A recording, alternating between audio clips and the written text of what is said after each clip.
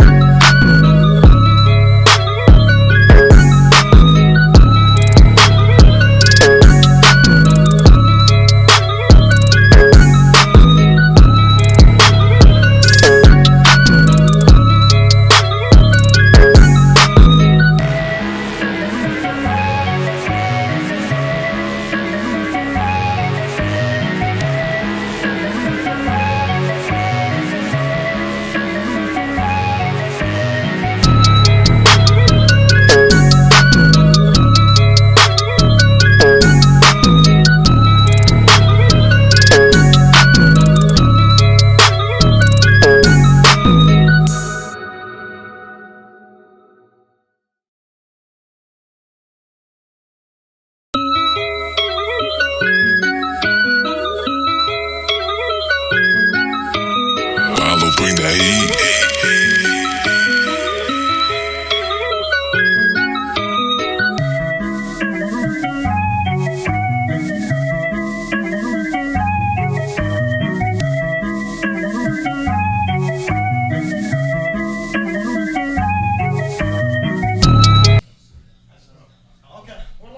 Are we live? We are live. Are we live? And we got a special guest today. Getting ready for the Milan Roma. First off, Paulie's with us. I'm sure you guys know him. But quick introduction, two-time world champion, boxing, Italian legend, Serie A loving, Paulie Malignaggi is in the house. Bro, welcome. Thank you for joining welcome us. To our Thanks live for having show. me, man. Long time coming. We've been talking about this for a while. Yeah, too and long. Always been not working out with the schedule. Finally, we got a good one. And when I'm in here, I'm here for a good one too. Yeah, I'm here for a Milan nice Roma game. is a great one. You're in for a great game. Like you said, we met at the Brooklyn Nets game. This game's the Olimpico or this? I think It's at the Olimpico. Yeah, Yep. so Roma Milan. If you remember, we met at the Nets game, and that's when we said, listen, we're gonna have to get you on one day, and we're finally able to do it. Long time coming. So welcome, man. Thank you, man. We saw you. If anybody watched our Instagram stories already, we saw you in the back. You hit Brian Moreno first time. Byron, yeah, I don't like that guy. Guys, if you ruined any of my youth, you're an enemy for life. Okay? I was a young adult when that guy ruined my 2002 World Cup. I can't do it. Can't do it. As soon as I saw that guy, I had to hit him. And then I screwed up because Michael was recording and he said, "Okay, I'll show you the surprise," which the surprise was McGregor. I screwed up because then I got punched by a two-time world champion like you. The second you saw it, I was looking for soccer football guys. You turn around, you pull out McGregor on me. I was like, this guy doesn't belong here, so I had to get rid of him. He didn't belong. You gotta make a doctor's appointment right now. We're a footballing podcast. That guy doesn't belong here. That's funny, man. I agree, man. I agree. And now I could say I got to put it on my resume. Took a shot from a 2-time world champion. How'd it feel, Marco? Bro, it hurt, man. It scared me. It's just the quickness. Right away, right when you saw it, boom. Just hit him. But anyway, I know the people have loved you. We're always seeing you in our comment section. You're obviously a big culture lover. Yeah. Growing up, by us too. We're all from Brooklyn. First off, why don't you say to everybody how'd you become a culture fan? A culture fan. Well, when I was a kid, my father actually played in a lower level Sicilian soccer, Serie C, and even Serie D. You know. So when I was a kid, most of my childhood I spent it in Italy. My father, I was born in Brooklyn because my father was playing 1 year in Mexico, so he got so he went over to Mexico, and he was playing there. I'm born in Brooklyn in November 1980, but after that season 80-81, my father went back to play in Italy. So we moved back to Italy, and we stayed there until my father stopped playing soccer in end of the 86 season. But every summer we were here. Every summer we come here, because my mom's parents already had moved here. So I was familiar with the U.S. I just didn't speak English, but I was familiar with things. And when I was a kid, my first experience of footballing, soccer, it's a couple of experiences. So one was my father brought me a Juventus kit. Okay, so as a kid, great man. As a kid, in the mid '80s, he got me a Juventus kit, and I was like, and I felt like a professional player. I'm like, oh, this is great. I loved it. And my first World Cup experience in 1986, I can remember, I wasn't understanding what the World Cup was in the summer of '86, but I remember we're at the kitchen table, okay, and we're eating and we're watching the game. And I remember my father getting up and go, Mari! On the wall. He was so angry. And finally, he didn't even finish the meal. He just went to the bedroom. So I remember asking my mom in Italian, because I only spoke Italian, like, Mama, che cosa c'ha, papa? What's wrong with why is he so mad? She was, don't bother him. Italy's losing. And I was like, who's literally losing against? And she said, France. Don't bother. And years later, I'm looking at an almanac about the '86 World Cup. And France eliminated Italy 2-0. So I'm like, man, that was the game. That's why he's losing his mind. Because Italy are World Cup defending champions from 4 years before. Now they're getting creamed in this game. And the Juventino Platini scores too, I think, in that game. So those are my early footballing experiences. So as a kid, I liked Juventus, Then I won the World Championship in 2007 as a boxer. And by that point I had some contacts in Italy. I had some contacts mainly with Catania and some other football people in Italy. And so I would go to the Catania camp or the training facility when I would go to Sicily. But then I got a call from my guys got a call from the Milan team and said, we want you to come up here, spend the week. We're gonna put you through the Milan lab phase tests and whatnot. So I was like, this is unbelievable. Yo, no word from you and no word from anybody. I'm like, wow. So I had to, at that point, I was like, these guys are, and I went there. It was one of the coolest, if not, I can't say the coolest experience, but one of the coolest experiences of my life. I mean, I got to meet Paolo Maldini in his last season. Wow. I met Brazilian Ronaldo, Clarence Seedorf, Filippo Inzaghi, Alessandro Nesta. I remember Ancelotti was the coach. Leonardo was the assistant coach, Wow. So it was a who's who of players there. Dida. Pato had just arrived. He was not playing yet. He was on the training facility. He couldn't play until January. It was November when I went. And we have kickoff, by the way, in Roma, Milan. I want to continue the story, though. Okay, who else? So I remember Pato was this kid with braces. He's flying on the practice field. They were playing a mini game, I remember, like 5-on-5 in practice. And they did Italy versus Brazil because the Milan had enough Brazilian guys. The Brazilians killed us. It was like 6-1. Oh my God! They had some good Brazilians at that point. And they had Emerson, they had Pato, they had Dida, so Pato started playing a couple months later. He was just a kid at that time, but he was so fast. I just remember being like, this kid is like a light. He scored on his debut. He was so fast. Yeah, I remember. Yeah, he was a kid, but he was so fast. I'm like, this kid is so fast, man. I mean, you could see he was a little bit undersized, especially as a kid. He still had to develop physically, but even in that practice, with the speed I saw in this kid was unbelievable. He was so fast, So, I actually think he underperformed in his career. I think he could have had an even better career. But a lot of Brazilians do. They like to party, a lot of those guys, like Adriano, Did you box any of those guys when you're there? Oh, shit. No. If anybody stepped out of line, were you just going to hit them with it? No, they were all cool, though. I got a cool story about Maldini, though. I remember the Saturday morning, towards the end of the week, because I had been there already the whole week. I was taking a walk on the facility because Milanello's big, you know. Yeah. And I was taking a walk on the grass with my father. My father stayed there with me too, and we're just talking, chatting. It was very early in the morning. You know, the players still weren't there yet, and all of a sudden, coming from the hills, because you know Milanello's like in a suburb. You know, so like, I've been coming there. from the hills. Maldini's comes. It's like coming in, like as I'm walking past one of the gates, and he's sweating, and I'm like, Paolo, my guy, what are you doing? And he was like, oh, he just told me he just came back from doing a run. So even in his old age, his last season at the team, he was still so passionate that he wanted to make sure he got his blood flowing for the practices because obviously he's older, doesn't want to pull any muscles. But you know, this is extra work you're doing. You don't do that unless you have a passion for the sport. I'm like, I just stayed on my mind like, wow, this guy loves this. Like, this guy's still doing all this stuff at this age, knowing it's his last season, you know? And I remember actually I met his son who now is on Milan. I remember I met his son. His son was just a kid. Ooh. Evo almost. So I remember his son was just a kid at that time, you know?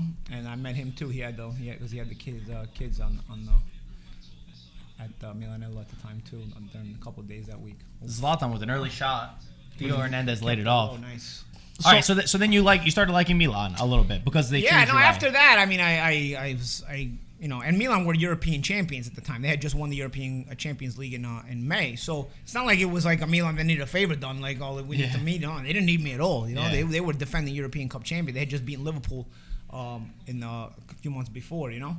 So, I started giving love to Milan, especially publicly, and I started rooting for those guys because, you know, I kind of got a bond with those guys. For sure. Oh, my God! Offside! Off, yeah, looked like it. How did Damn. We got Peter here. How You did can sit behind us, too. Yeah. How did he miss that? Come on, man. You're right, it was offside. He should have lived. Yeah. Oh, he's offside there. Yeah. Yeah, there he's offside. He's inside. Almost. So even before the shot, they were offside. All right, Yeah. So what do you think? What do you think about Milan now? How would you think about their season? I think Milan was a pleasant surprise in the first half of the season. You know, some really passionate play from a team that wasn't really expected to do much. Exactly. But at the same time, the Serie A season is long.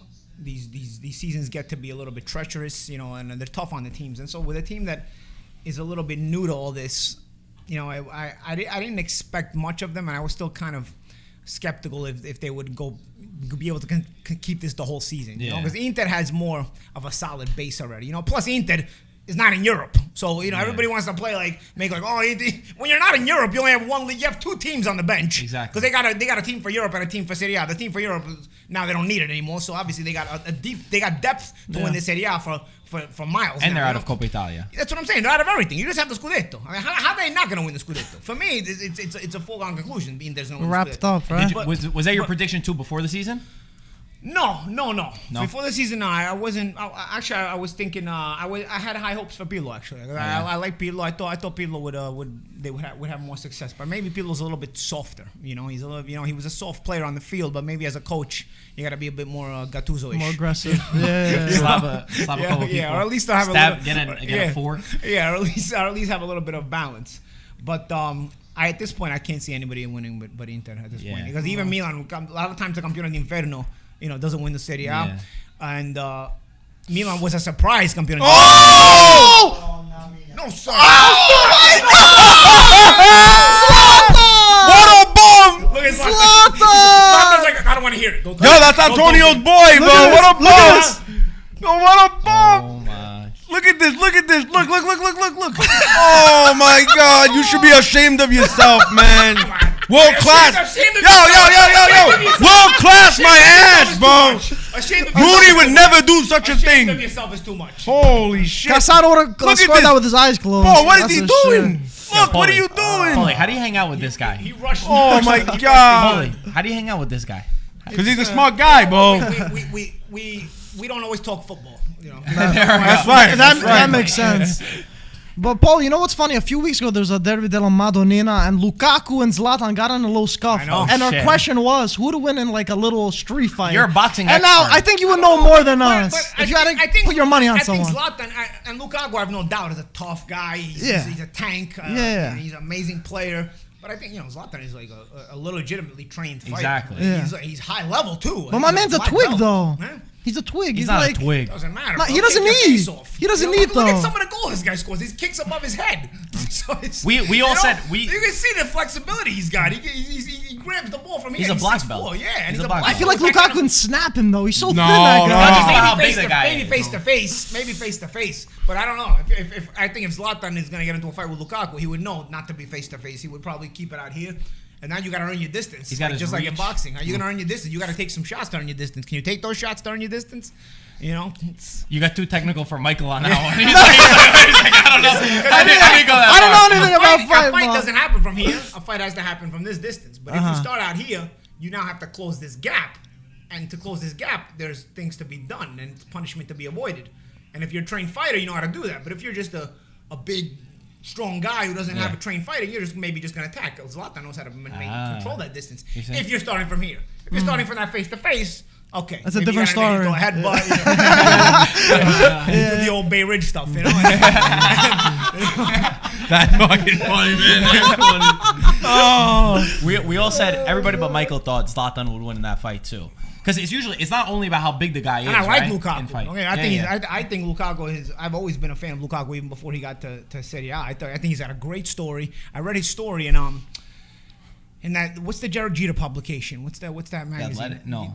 Is it not the Athletic? Something else. But he's got an amazing. I don't know if you guys read it. Lukaku's got an amazing story. Yeah. He come for enough poverty in the Congo. Players Tribune. Yeah, I know Players his. Tribune, yes. yes. I know his You guys read story. it where Yeah, I read it. Where he couldn't even where he remembers going to school and about the Valencia Real Madrid Champions League final when Zidane scored that amazing volley goal and everybody at school the next Monday the next day because at that time the final was on Wednesdays. The next day he comes to school and everybody's talking about this volley and he had to pretend he saw the game.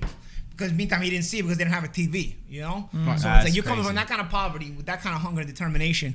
I mean, and then you make it, you know. Because one thing about sports, it reveals your character. It doesn't just show your character; it reveals your character. And a lot of times, I often question even guys that are fighters. They say, "Oh, they went through this, they went through that, they went through that." But then as soon as they catch up a hiccup, they fold. So did you really have it that bad? So when you really have it that bad, you'll go through anything to get out of it, to get out of that situation, to be better. Not to mention you're chasing your passion, which for Lukaku. Ooh, Milan counterattack. Here we go. This is gonna be a goal. Oh, is he on? Is he on? Offside! Oh, no yeah. way! They lost 3 goals. Yeah, I'm not sure if it was off or not. It looked off to me. Like Wait, what? again. Who messed up here? Oh, Oh Milan. my god.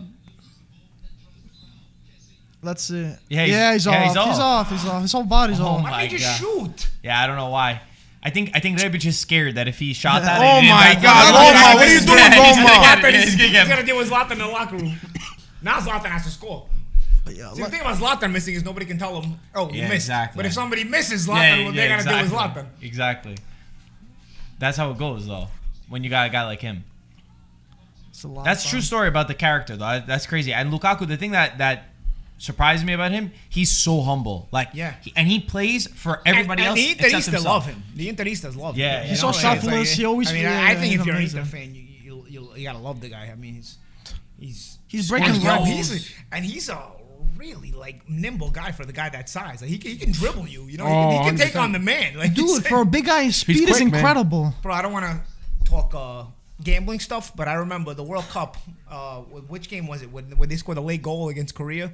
It was Korea or Japan when the last World Cup when they were down 2-0. Was it? Oh, Bro, okay. Bro, I was gonna lose my shirt on this game. I thought Belgium, because the odds were not that bad. I'm like, these odds are too close. Like, obviously Belgium's favored, but I'm like, these guys are gonna kill Japan. You kidding me? Yeah. Japan goes up 2-0. I'm already trying to figure out where I'm gonna get the money to play. Because it was like the 60th minute. It was already 2-0. You know, now you got a half hour, and when you gamble a football match, it's got to be 90 minutes. Yeah, So I'm exactly. Like, what am I gonna do over here? That's funny. You know what? That's great. I'm watching the game, but that last goal when they scored, I think if I remember correctly, Lukaku dummies it. I think there's the ball. I don't remember the goal. It was a counterattack like in the 92nd minute or something. I was like, we're not gonna score here. It's like there's no way you're gonna score. Like I'm not that lucky, you know. They go on this counterattack. It was gonna be if they don't score, basically the game's going all extra time right there, you know. And I remember it was like. I forgot who was on it, but I remember Lukaku, who's a star player. Usually the star player will take that shot, you know? And if he would have tried to take the shot, the defender was kind of on him. and he let it dummy through his legs to go to the other side to the far post. And I don't know if it was De Bruyne. I don't even know who was, or maybe Mertens. I don't know who was on the far post. No, I'll find. But he puts it in the empty net. But if it was not for Lukaku's dummy, you're not getting a goal, and I'm in a lot of debt in that moment, you know. So instead, I win a bunch of money. That's funny. You're thankful. So you're happier than them. I'm even more of a Lukaku fan. You're probably happier than him for that one. But for his unselfishness, a star player usually has a big ego. You know what I'm saying? True. Like, he's the complete opposite. He's really for sure. Even to make that decision, some people have this fake humility. But when you make a decision like that in the moment, it reveals your humility. You know what I'm saying? Yeah, 100%. Like, I don't think Ronaldo or Messi would have let that ball slide by. And the defender had it covered. I'm telling you, if Lukaku tries to put it in, he's gonna get bumped at least or something. It might stop the goal from going in. The dummy let the ball play through because even the keeper fell for the dummy. Oh, no, that's 2-2. That's the 2-2 goal. This is it. This is it right here. Yes. He's a quick. Yeah, De Bruyne. Look. Yeah, De Bruyne is the one bringing it up. We're watching Belgium versus Japan 2018 World Cup. Look at Lukaku. This is what Paulie had a bet on. Yeah! Makes my goal. Are you kidding me? Saved my life. That dummy. That dummy makes the goal. You understand? Like, look at this dummy. It makes the goal. Everybody plays him. Look, even the keeper doesn't start moving until the ball passes. What a legend. Because even the keeper was expecting him to play. Then all of a sudden he's got to try to play the far post. There we go. That is funny. Can't say enough good things about Lukaku, but he can't beat up Zlatan. Yo, by the I way, agree with that. everybody We'll in the see. comment section is going crazy right now for you, Paulie. We got Bob in the comments said, "This is legendary stuff. Paulie is the best commentator of the new generation. Big respect to him." Appreciate it. We got a lot. Biggie said, "Paul is so knowledgeable. He should play as Ryan for good." My guy Ryan. Oh, come on, Ryan's my guy, bro. Ryan has a big. Big hate following here because he's an outside of Serie A. He's like he's like a traitor for Serie A. Yeah, but He's listen, I into it, say it too. how it is, bro. But you know what? Ryan has UK man. roots. That's the problem. Yeah. But the Irish, they were. Yeah. Take it easy. All right. But you know what? They're neighbors. We're far away. You know. Listen, I do have a special bond, though, really special bond with Milan fans. You know, it's something that touches the heart sometimes. You know.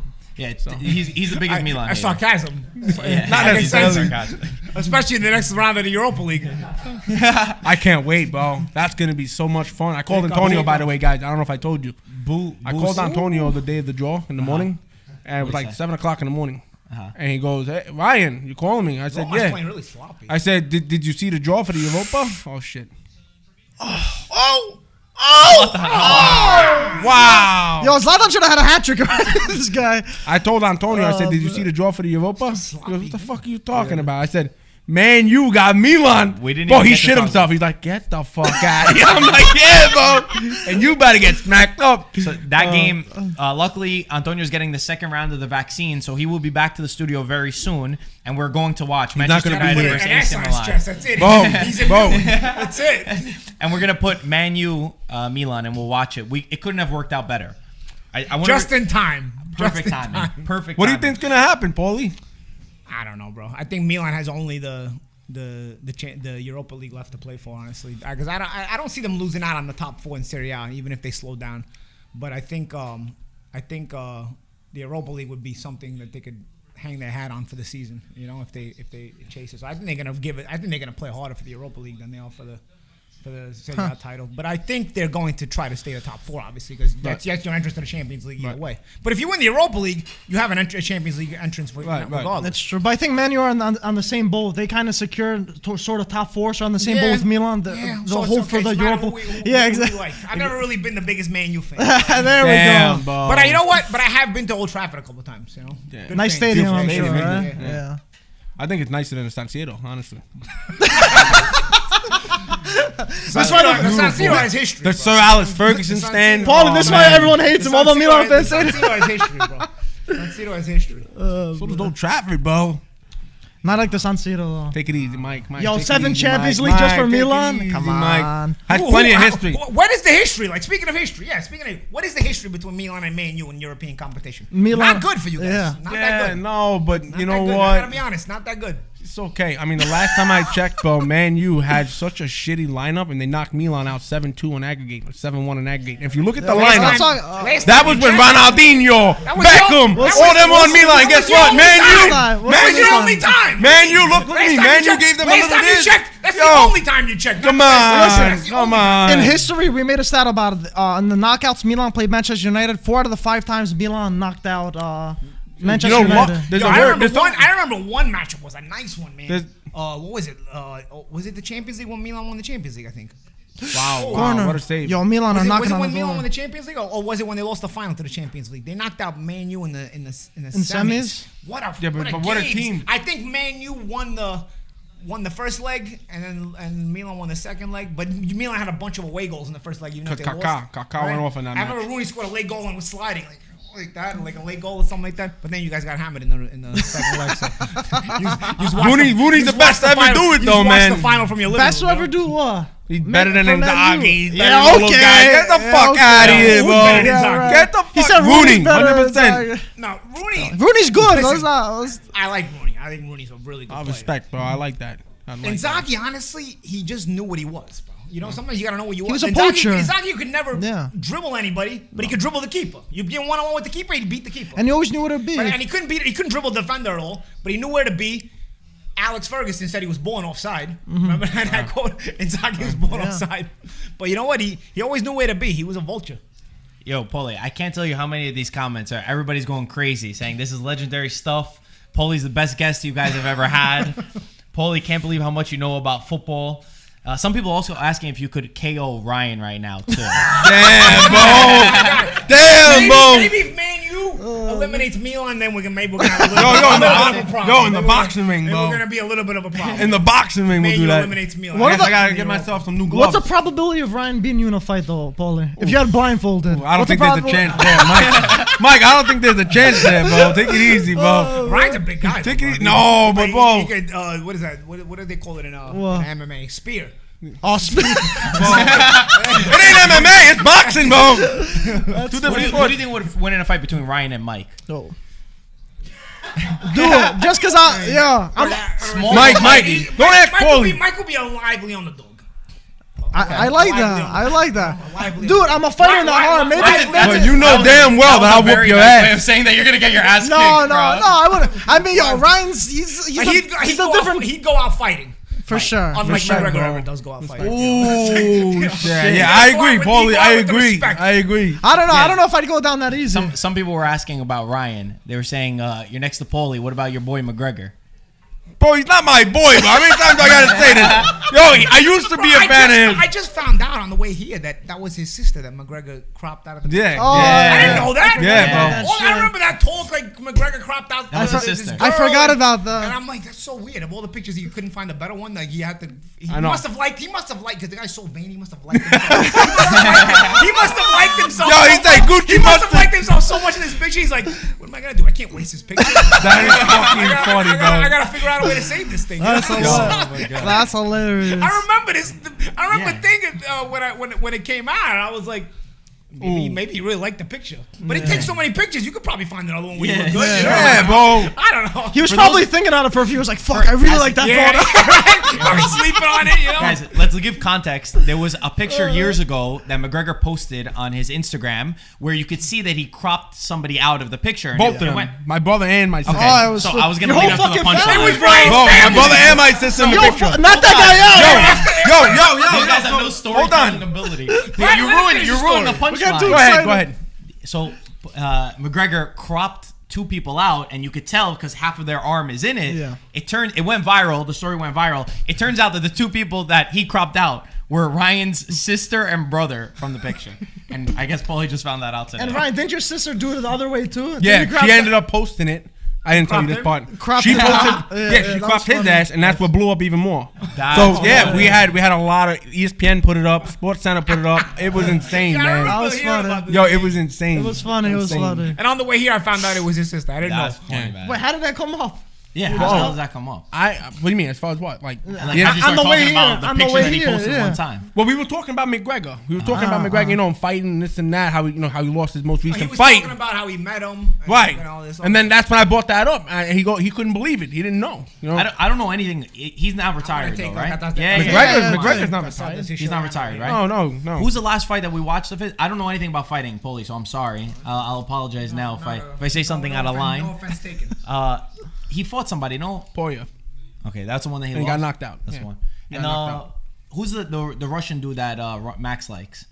Khabib. Yeah. Listen, Khabib. What's your opinion on this? Because I know we've had a dispute between. I don't know anything, but I know that Ryan has fought with one of our Russian friends who likes Khabib, and Ryan doesn't like his style. I don't. Yo, you fighting on the floor all the time. Get up and fight like a man once in a while too. What's your opinion? I mean, he likes to butt fuck guys, bro. For me, it's pretty. This guy Ryan. Yo, Peter. For me, I don't. Plays Ryan. For me, I don't think about that you're gonna wind up less manly if you're making somebody submit. You're gonna wind up more manly if somebody's submitting to you. You know. And Khabib is always, ground and pounding or submitting. So, but nobody beat him. Yeah, listen, that's a style. Ground fighting. It's a different It's a skill, very right? advantageous in a one-on-one fight. But if you're getting jumped, you need to know how to actually hit people too. But in UFC, there's no jump. Nobody's getting jumped. So in MMA, Khabib is the man because nobody deals with that kind of. Nobody can deal with his style. And he's also intense because you got to be able to get the fight to the ground. So obviously he's intense enough to always get it there. MMA, it's right. Listen, I you know what the guy has to we do don't what he have has to to go do to deep. win. I just I'm just saying. It is. I'm not denying that. I agree with them. Oh, man. Wait, did you think before the fight? Did you think Khabib was gonna take it, or were you like, no? Now who did you want to take it? Did you think? Oh, okay. The guy never lost a fight. It was So you thought he was a monster already, right? McGregor avoided its champion. Then he kind of took the fight because they stripped him. Then Khabib won the vacant title. Yo, hand me a plate. Yeah. I'm gonna have half of this cannoli. Half the whole thing. What? All right, I'm gonna have the whole thing. You needed someone to say that shit, exactly, right? Bro. I don't want to feel bad. I got you, bro. Yo, who's your? I see in the comments too. I'm sorry, I'm missing everybody's name because the comments are going way too quick. They asked who your favorite footballer is. Ever? Growing up and now, Let's give maybe ever do and both. then now. Yeah. Like somebody in the past that you grew up with. My favorite footballer ever. If I meet this guy, I saw Ryan on the way here. I've met a lot of celebrities in my life, but there's only one or two that if I meet them, I'm gonna be starstruck and just maybe even speechless. Roberto Baggio. Okay. That's my favorite of all time. Really? Gave me memories of my childhood, and for me, I don't even think it's biased. I think he's the best offensive footballer Italy's ever produced, and very unappreciated, very underappreciated. The European competitions were very different at that time, so he's not gonna have a Champions League, but even his performances, even in pressure situations, people always bring up a penalty kick, but he had a lot of big goals, a lot of big pressure goals he scored. He was the guy you wanted around on your team. If you had a late free kick, and in the late minutes of the game, and you needed a goal, and he could do it all. And for me as a kid, I was like somebody I absolutely loved, So for me, Baggio's my all-time favorite. My dad always tells me, and we just did like a short piece on Baggio, telling his story for like the kids I never saw him play because we have a lot of younger guys, and he always tells me he's like, we would never have gone to that point of even taking the penalty kick without Baggio. But also, forget about that. I can tell who watched the game, who didn't, when that game gets brought up, and they say, if only that penalty kick. Not only that penalty kick, what? If you watch the game, the shootout's already over. Masato missed, Baresi missed.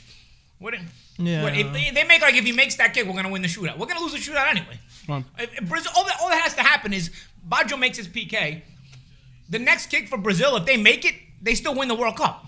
So, you still need a save from us in order to even keep the shootout alive. It's just easier to talk about that. It's easier to talk about because they didn't watch the game, and everything is also everybody has to make like a whole storyline. You're not even there.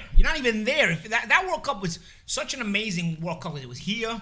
It was like a lot of Italians. Were you there? Did you go? No, I got a story about that too. Oh shit! I got a story about that. Story let's time, hear it, baby. man. Let's go. This is a bad one. This is scarred for life type stuff. Okay, this is like I love my mother, but this is like I've never. We're about to break up a family. I've never forgiven my mother. Okay, so the World Cup comes to the United States, 1994, right?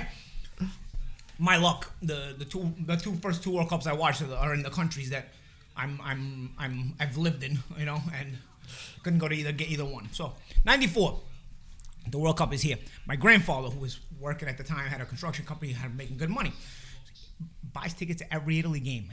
My grandfather and my uncles went to every Italy game, bro. Even in California, in the finals, they went to every single game. Damn. My grandfather's like, tells my mother, who's his daughter, like, I'll bring the kids too. Let me go. My mother is not a big football fan, but she understands hooliganism at this time. She grew up in the era of hooliganism, you know?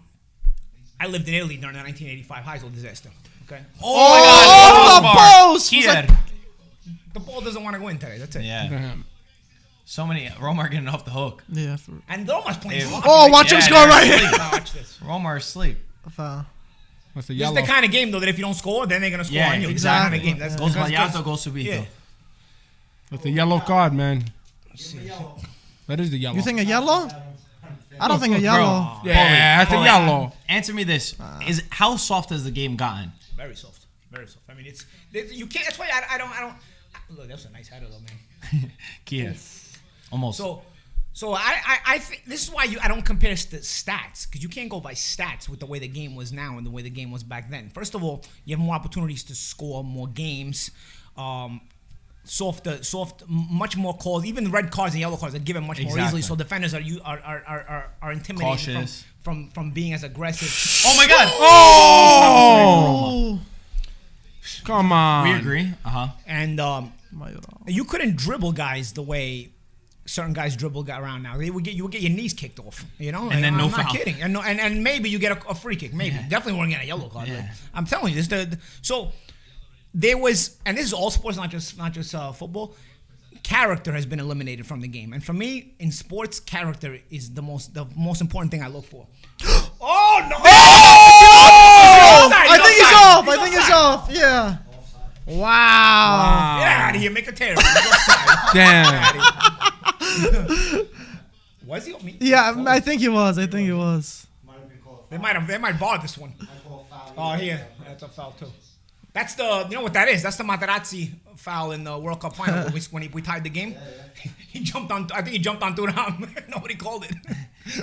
Okay, so and it's funny. I was just saying the other day, like when I watched the game from the 2000s, it was just on, and I saw a defender come in with a hard tackle, not even called a foul, and I thought the same thing as you. I said the amount of penalty kicks that we have today, touches are penalties. Yeah. The stats are so skewed. Yeah, so the stats are pumped up more for you sure. Know, not just penalty kicks, of course as well, but you also. You know, you can do more. You have more options to do more. You know, you couldn't hold on to the ball for that long back then because you get your legs kicked off. You know, like that was it. So you had to have character to even take on the man. You had to have character to put yourself in certain positions. So for me, those guys had a lot of character. And I'm not saying these guys today don't have character, but we just don't get to see if they have that type of character because they're not in those positions to have to be brave to try to get that goal. You know, or be as brave. You know, So it's and this is not just European football. This is American football too. This is a lot of other sports. You know, so that's why it's hard to compare because I wouldn't say it's two different games, but it's two different styles of games. You know, and like when Maradona passed away, I remember posting some stuff on my story, and some guys like, oh, this guy had this many goals, and Messi's like this many goals. I'm like, bro, it's just not the same thing, bro. Different era. I agree. You're not playing the same kind of game. Like, you know, you're playing like jail ball back in Maradona's days, bro. You know, like you're getting kicked, your face kicked. You see with the injury he had at Barcelona, you know, that risked his career, bro. You know what I mean? It's crazy. Only Napoli wanted him, I think, after that, you know? And a lot of players, too, a lot of people say they wouldn't be as successful if they played 20, 30 years ago. Like, a lot of these players that are performing now, like they wouldn't handle it. Because, again, we don't know that. I don't want to I know. It's just... I don't want to say today's guys have no character, but you would get your character tested for sure back then because you would get your face kicked off at times. Right. You know what I mean? So, like, imagine Neymar. Yeah. Oh, forget about him, man. You would have had to. He's You gonna would have had to, like, You have to raise your level, your mental game up. That guy's a sissy, bro. I think a lot of today's guys can act sissy-ish because they know they get away with it. They know. So I think some of today's guys would toughen up, you know, if they had to, if they had no choice, if your career depends on it. But at the same time, you just don't see it. We don't have to see it because they can play this way and get all the calls, you know. So it's a different kind of game, and statistically, I think it's a shame because you're breaking records of guys who set them under different circumstances. And then there's no, and I'm not saying you have to have an asterisk. Oh, look how quick! Veretout. Veretout, yeah, it is. No, that's not a foul. Don't That's call not- that. He got Don't tired. He got tired and he fell. Come on. Yeah, he's pissed. He's gonna do more sprinting in practice. And I want to go back to your World Cup story because it was getting amazing. Yes. I just had to ask that because we saw that foul right there. Yes, yeah, okay. So your mom, she understood ultras, culture, the hooliganism. Yes. Okay. So we were lived in Italy during the '85 Hasel disaster, and a lot of Italians died. And she always said, they killed all the Italians at the Liverpool Juventus game in Belgium, you know. So ever since then, my mother doesn't want to go to football matches, you know, even my father, you know, my father's game. So even though those were lower level games. So, you know, we moved to America. There's no football games here anyway, so the story doesn't really come up anymore. 94, the World Cup is here. My grandfather's like, oh, I'm going to take the kids. She's like, no, are you crazy? She's like, oh, they got to have the hooligans. I'm like, Ma, you out of your mind? This is once in a lifetime. No, you're not going to the game. You're not. She wouldn't let me go to the game. Wow. I was 13. Holy shit. She wouldn't let me go to any game. And this was not just any World Cup. This is a World Cup where Italy climbed to the finals. You know what I'm saying? You were crying all day, huh? I was miserable, but at the same time happy because Italy's going through the whole tournament. So I'm like rooting, but a piece of me is like, man, I could be at these games, you know? Right. But at the same time, I'm so happy Italy's winning every game. And the way we were winning them, Baggio rescuing us literally every game. I mean, literally every game. I still remember the ESPN commentator talking about late in the Nigeria game when we're about to go out of the tournament. And he did nothing in the first round, Baggio. He did nothing in the group stages. I remember in the Norway game, he got subbed out after like 10 minutes because Paulie got a red card. Look at this. Rebbe. Look Wow, big save. What a save. What a good shot. It's getting a little bit more back to It's a back. good back game. and forth Yeah, now. it is definitely more back and Getting more forth. organized. Before the chances would come based on big bounces. Now they're actually setting stuff up. Nice shot. A lot of back and forth though. Yeah. Damn, that's one rough. touch, Rebbe. That's a scar that you're gonna have So with you. yeah, forever. Because first of all, we don't have the same team Italy had when I was a child. When I was a kid, when we were going into a World Cup, it's not how far we're going to go. We might win this one every single time. I'm 90, 94, 98. Going into those World Cups, I'm like, and those are my first World Cups. It's not, I always just think, man, good thing I'm not like Swiss or something. Or like, you're just happy to be there. I thought that. I I thought used to be that. happy when I was a kid. I was like, I get to look at every World Cup like we might win this one. You know, like, so I was like super excited every time a World Cup was coming, you know? So, Now we're scared now if I'm we like, qualify. now I'm like those other countries. I'm like, all right, we're in it, you know. That's funny, man. It's sad. So when it's at that point, Italy's going through the whole tournament, you know, and then my grandfather and my uncles went all the way to California, man. It was crazy. They went all the way to California, and all those late goals. Oh, yeah, so I was saying about Baggio. I remember the Nigeria game, the ESPN commentator talking about, because they had pumped him up every time Italy played and he didn't score. And like I said, in the Norway game, he had to come out after 10 minutes because Paulie got red carded, so we had to take out a forward to make a switch because we were playing 10 versus 11. In a game where we won, Italy had so much character there too. Speaking of character, 10 men in that game and a must win after we lost our first game. We had to win that game. And Dino Baggio scored. But anyway, so Roberto has done nothing. Late in the Nigeria game, and they were like criticizing him. They were saying, "Oh, he's got all sponsors back at home, but it looks like a goose egg in the US of A." I remember, and then that goal he scored a few minutes later. Look at this! Oh, Paul Lopez. It's also bad luck, man. The shots are right at the keeper too. Yeah. Ooh. Imagine you ripped it there. And now Milan's getting put it together. Corner. Milan's gonna get a goal. Damn. And then he proved everybody wrong. Yeah, and that's what I'm saying about he when you compare. Because I see a lot of the debates on your page and on your comments, and I can tell the fans are all young. Yeah. So respect Totti, respect the Piero, but if you watch Roberto Baggio play, I don't think you're gonna make that comparison. I don't think it's a conversation also, because not only was he a good player, he was a good pressure player. So forget the penalty. He was a good pressure player. Where would you rate him top ever? That's what I was gonna say. Best Italian player ever. Okay, how about now world level? I don't know. Then I gotta start thinking about all the other world players, and you know, I think he's definitely. Well, he would definitely be top 10, 5. Top 10, top 5. I think. Top respect. I mean, he's an unbelievable player. I mean, when you see this guy in his prime, like the thing he's doing, because he wasn't just even the small things. Okay, even the small, like for example, look at the goal Vieri scores against Chile in 1998. It's a long ball by Maldini, and you remember this goal or no? It's like it's a 40, 50 yard ball, bro. Do you remember this goal? Tell me the year. 98 World Cup, opening game for Italy versus Chile. The touch Baggio gives is unappreciated because Vieri scores and then everybody's celebrating. And everyone doesn't. It's a 40, 50-yard ball by Maldini that Baggio just touches it and goes right to Vieri, and Vieri one touch, boom, smashes it into the net. Vieri was a great finisher in his prime.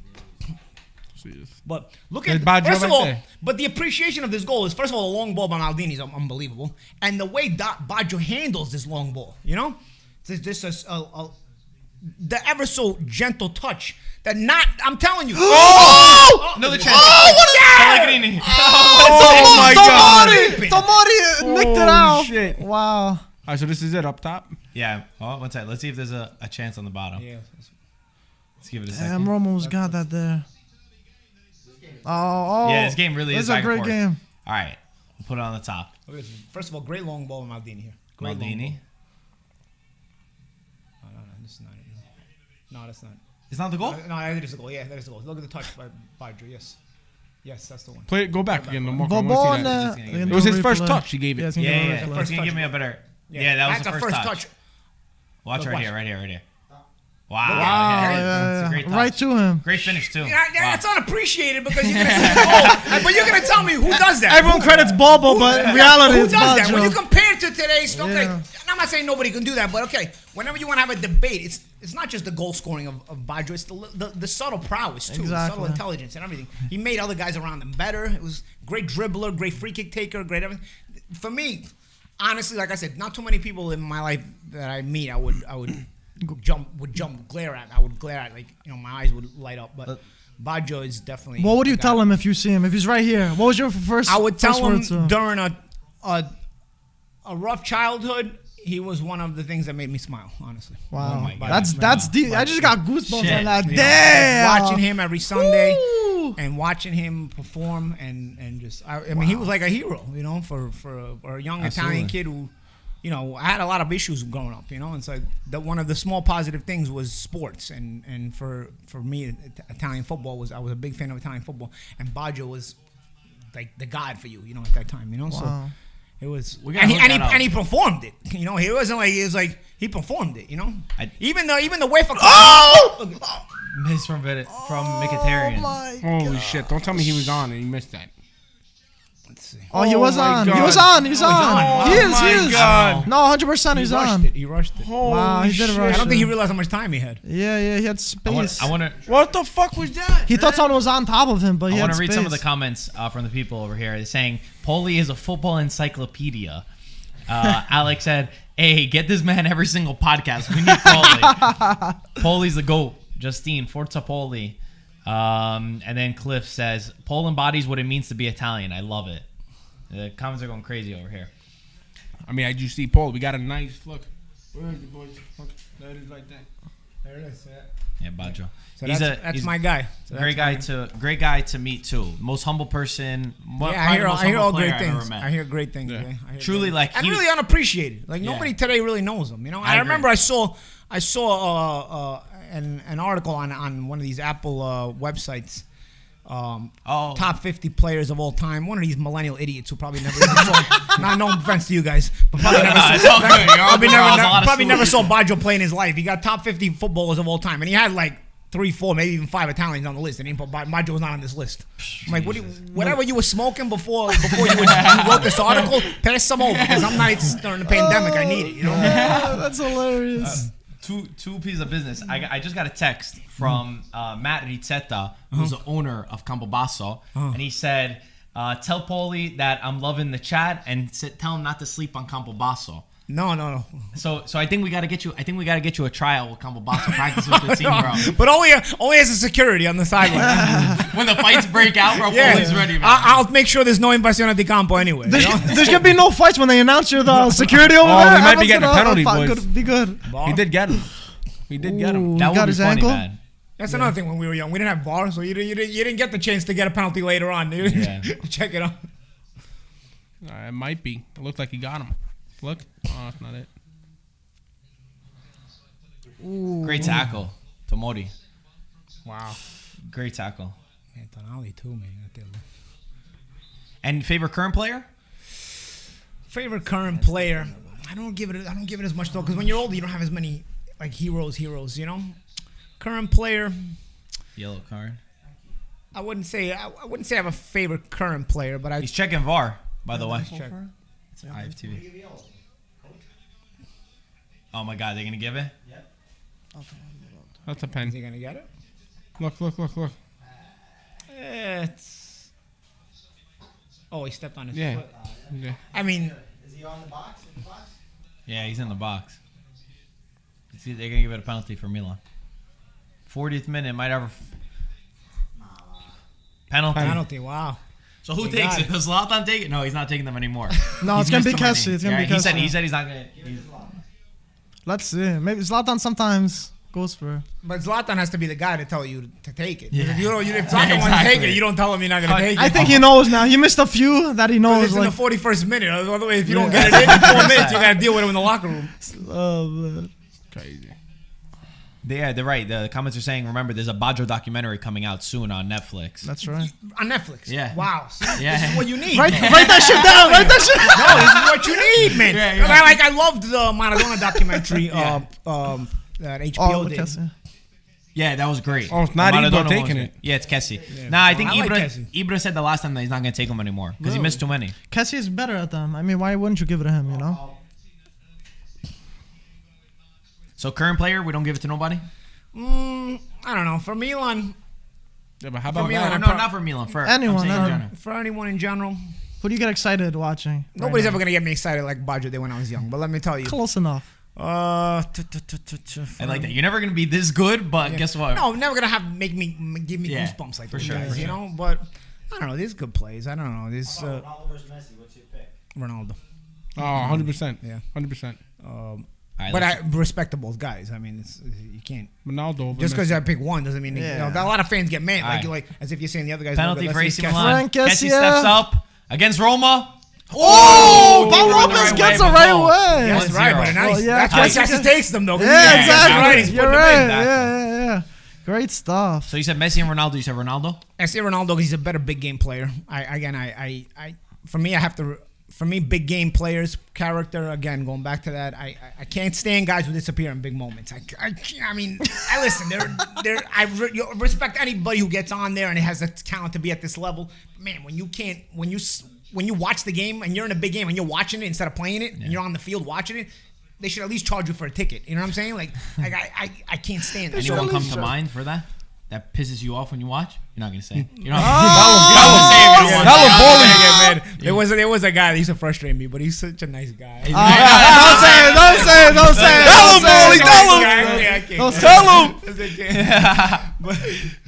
him. You're thinking about it, man. Don't say it. So It's that's why fine, it's fine. Ronaldo, which is fair. Yeah, Yeah. and you know, he's even got a year. I didn't expect Ronaldo to ever win anything internationally too with Portugal. He managed to win the European Cup. Of course, people And that the hate him are going to Nations. say, "Oh, he got hurt in the final." Yeah, but he took the team there. You know, Right. 100%. And he coached him on the sidelines too. Yeah, he's got more emotion. I don't know. I feel like personality wise, I relate more to a guy like Ronaldo. Messi's more chill, and there's nothing wrong with that. He gets a lot of results, but I think Ronaldo's emotion really drives him and motivates him. You know, and I've always been a person that I let my emotion trying to kind of drive me where I want in what I want to accomplish. You know, so I feel like results wise, character wise, I relate more to Ronaldo. So I go with Ronaldo more.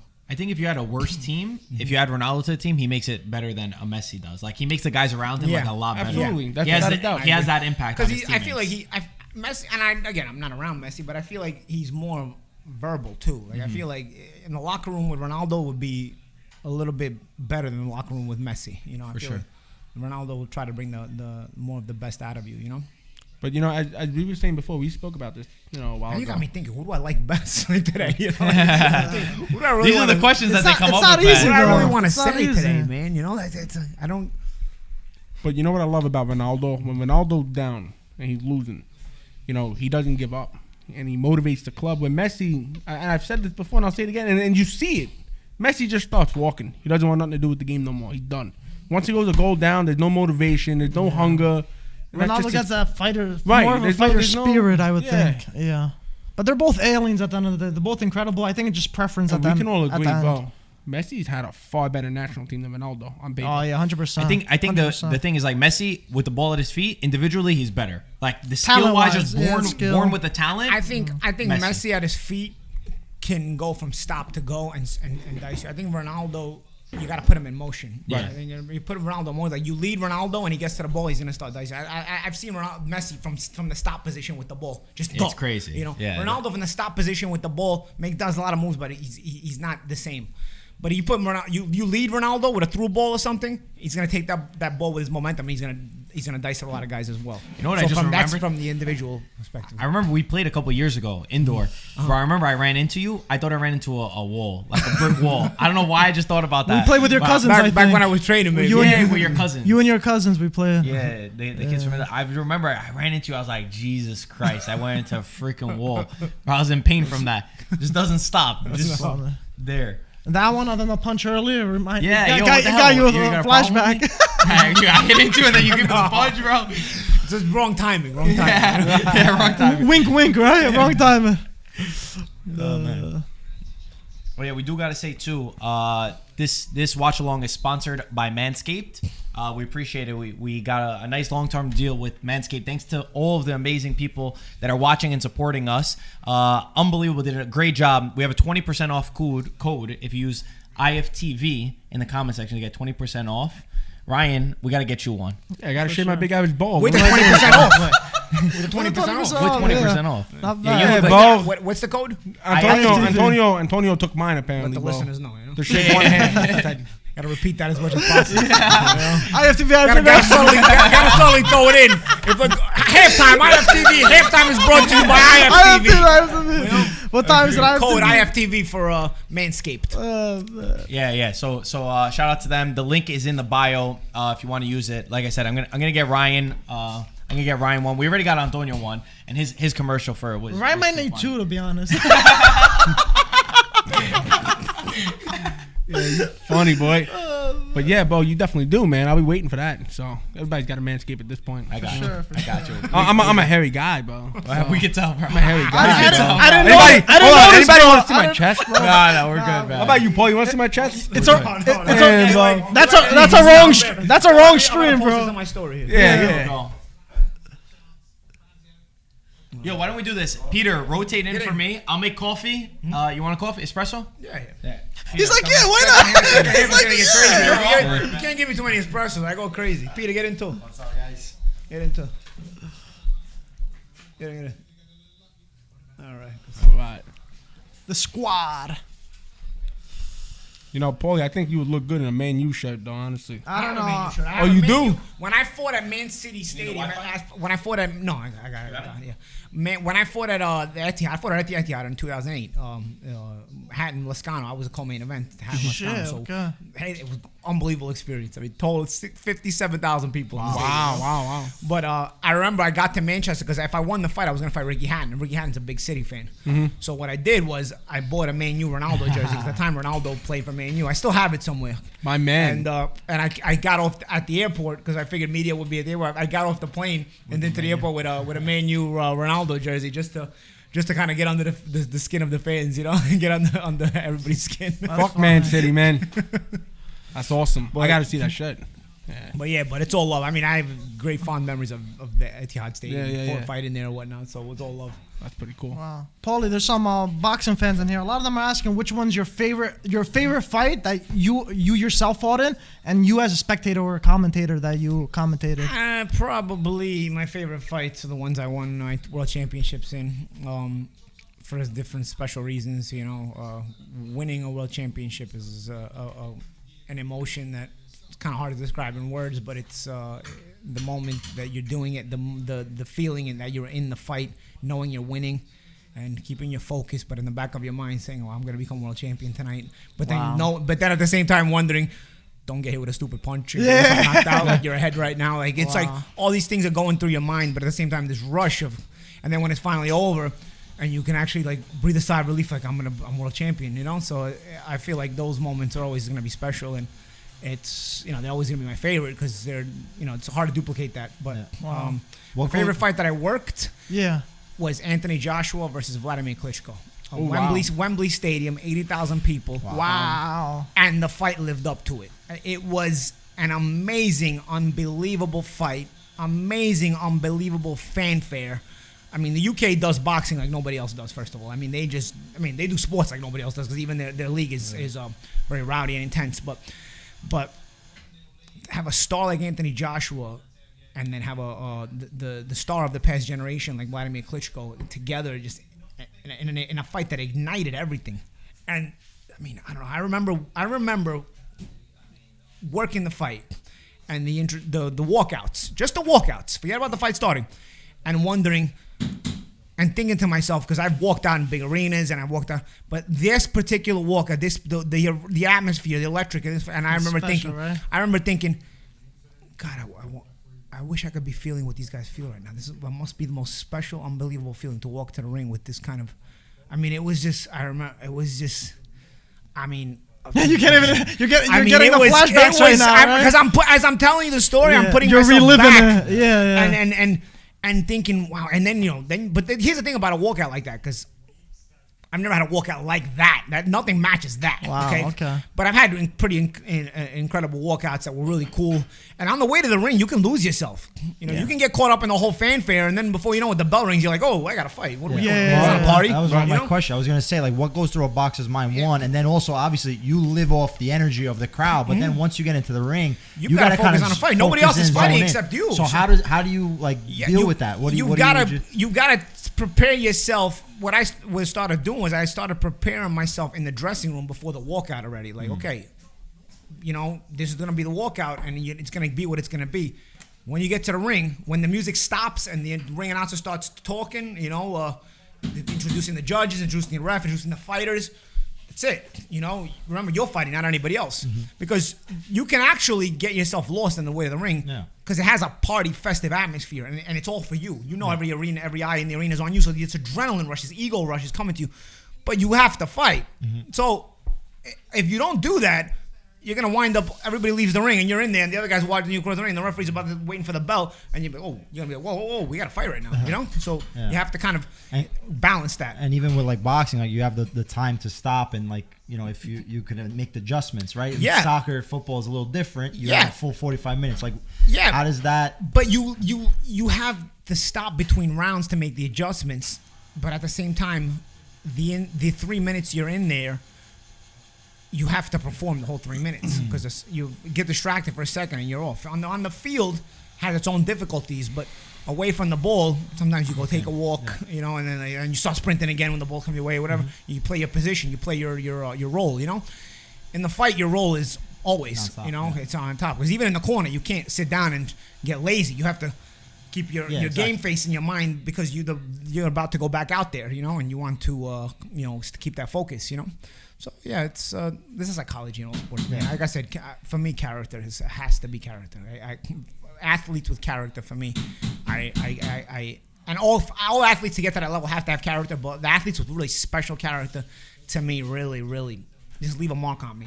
There's a special kind of respect for people like that. Yeah, because you could also understand what it takes to get to the top. You don't reach the top without, like you said, the character, the sacrifice, and living a life of an athlete. Exactly. Because that in itself is respect for everybody, because that's character just to get there. But then when there's that special character, when there's that pressure moment, and you're there, and you're able to do it, or that leaving you. Again, I love Baggio, bro. People remember the penalty kick, but there's so many incredible moments. I'll give you another funny, stupid story about Baggio, about my childhood, okay? Cup Winners' Cup, 1991, okay? Baggio's first season with Juve, 1991.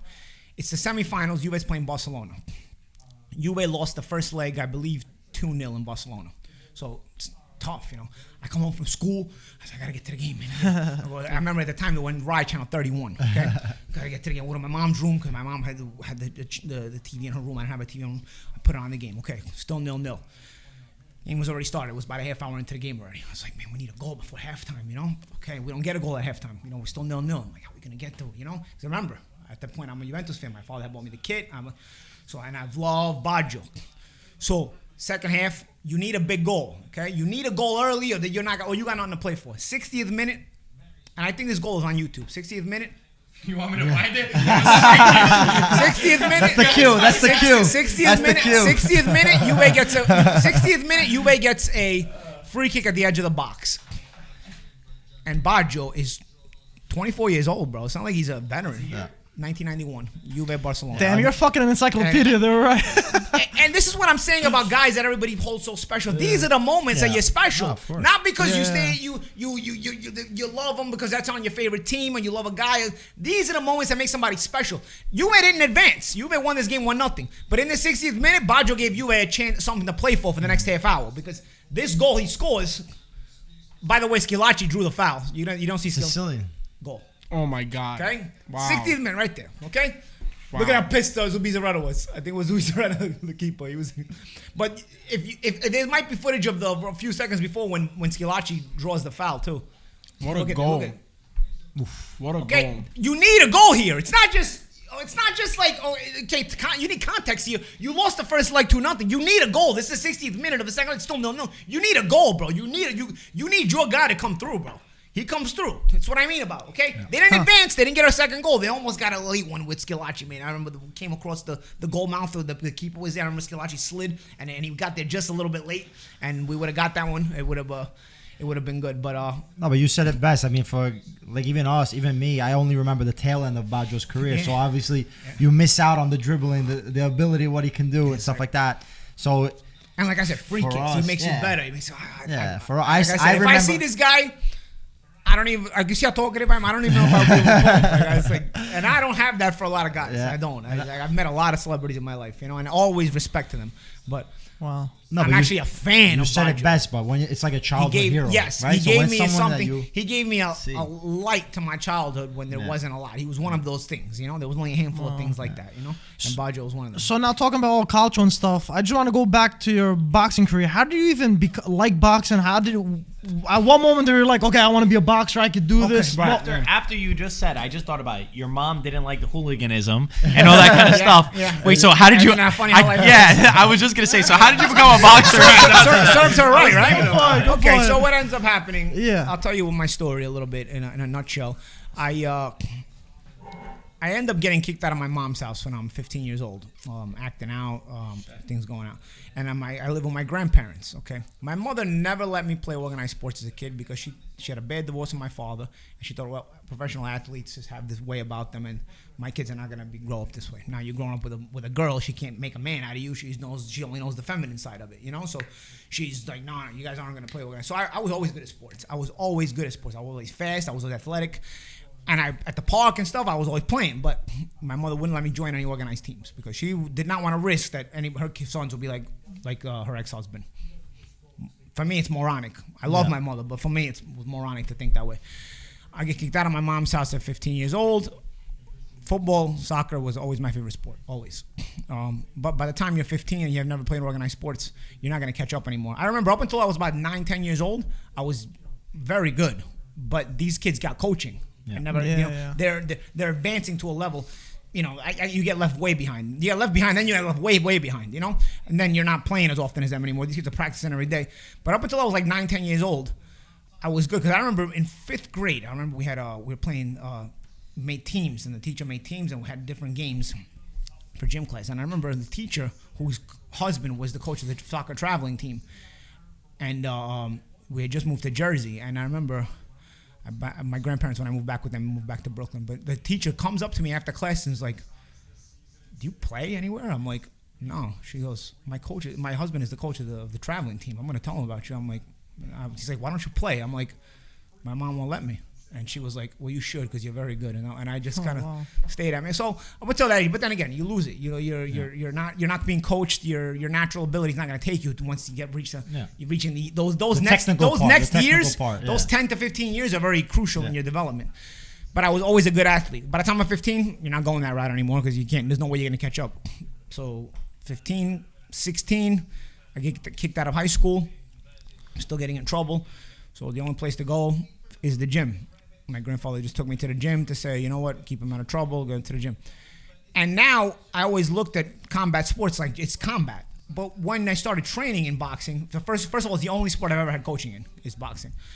But when I started training in boxing with coaching, I realized that you also need athletic ability to be a fighter. It's not just my image of fighting changed from like, oh, you got to be a tough guy. Yeah, you know, it's like the anger. To all of a sudden, yeah, it's all that. You need your emotion for sure.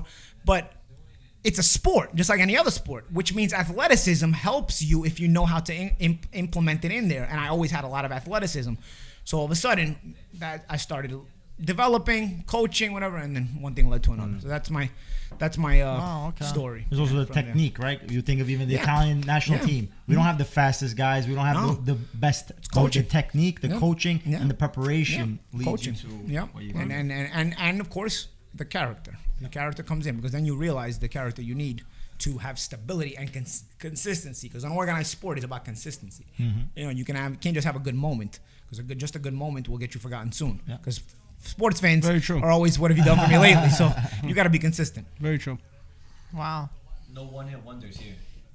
Yeah, I mean, that's right. One-hit wonders happen in professional sports. I think of guys like Scalacci, who gave me unbelievable memories, you know, and then like he was just as quick as he was in, he was out. But what a memory, you know? What a memory. By the way, you know what? That penalty thing, I just realized somebody else you could put in.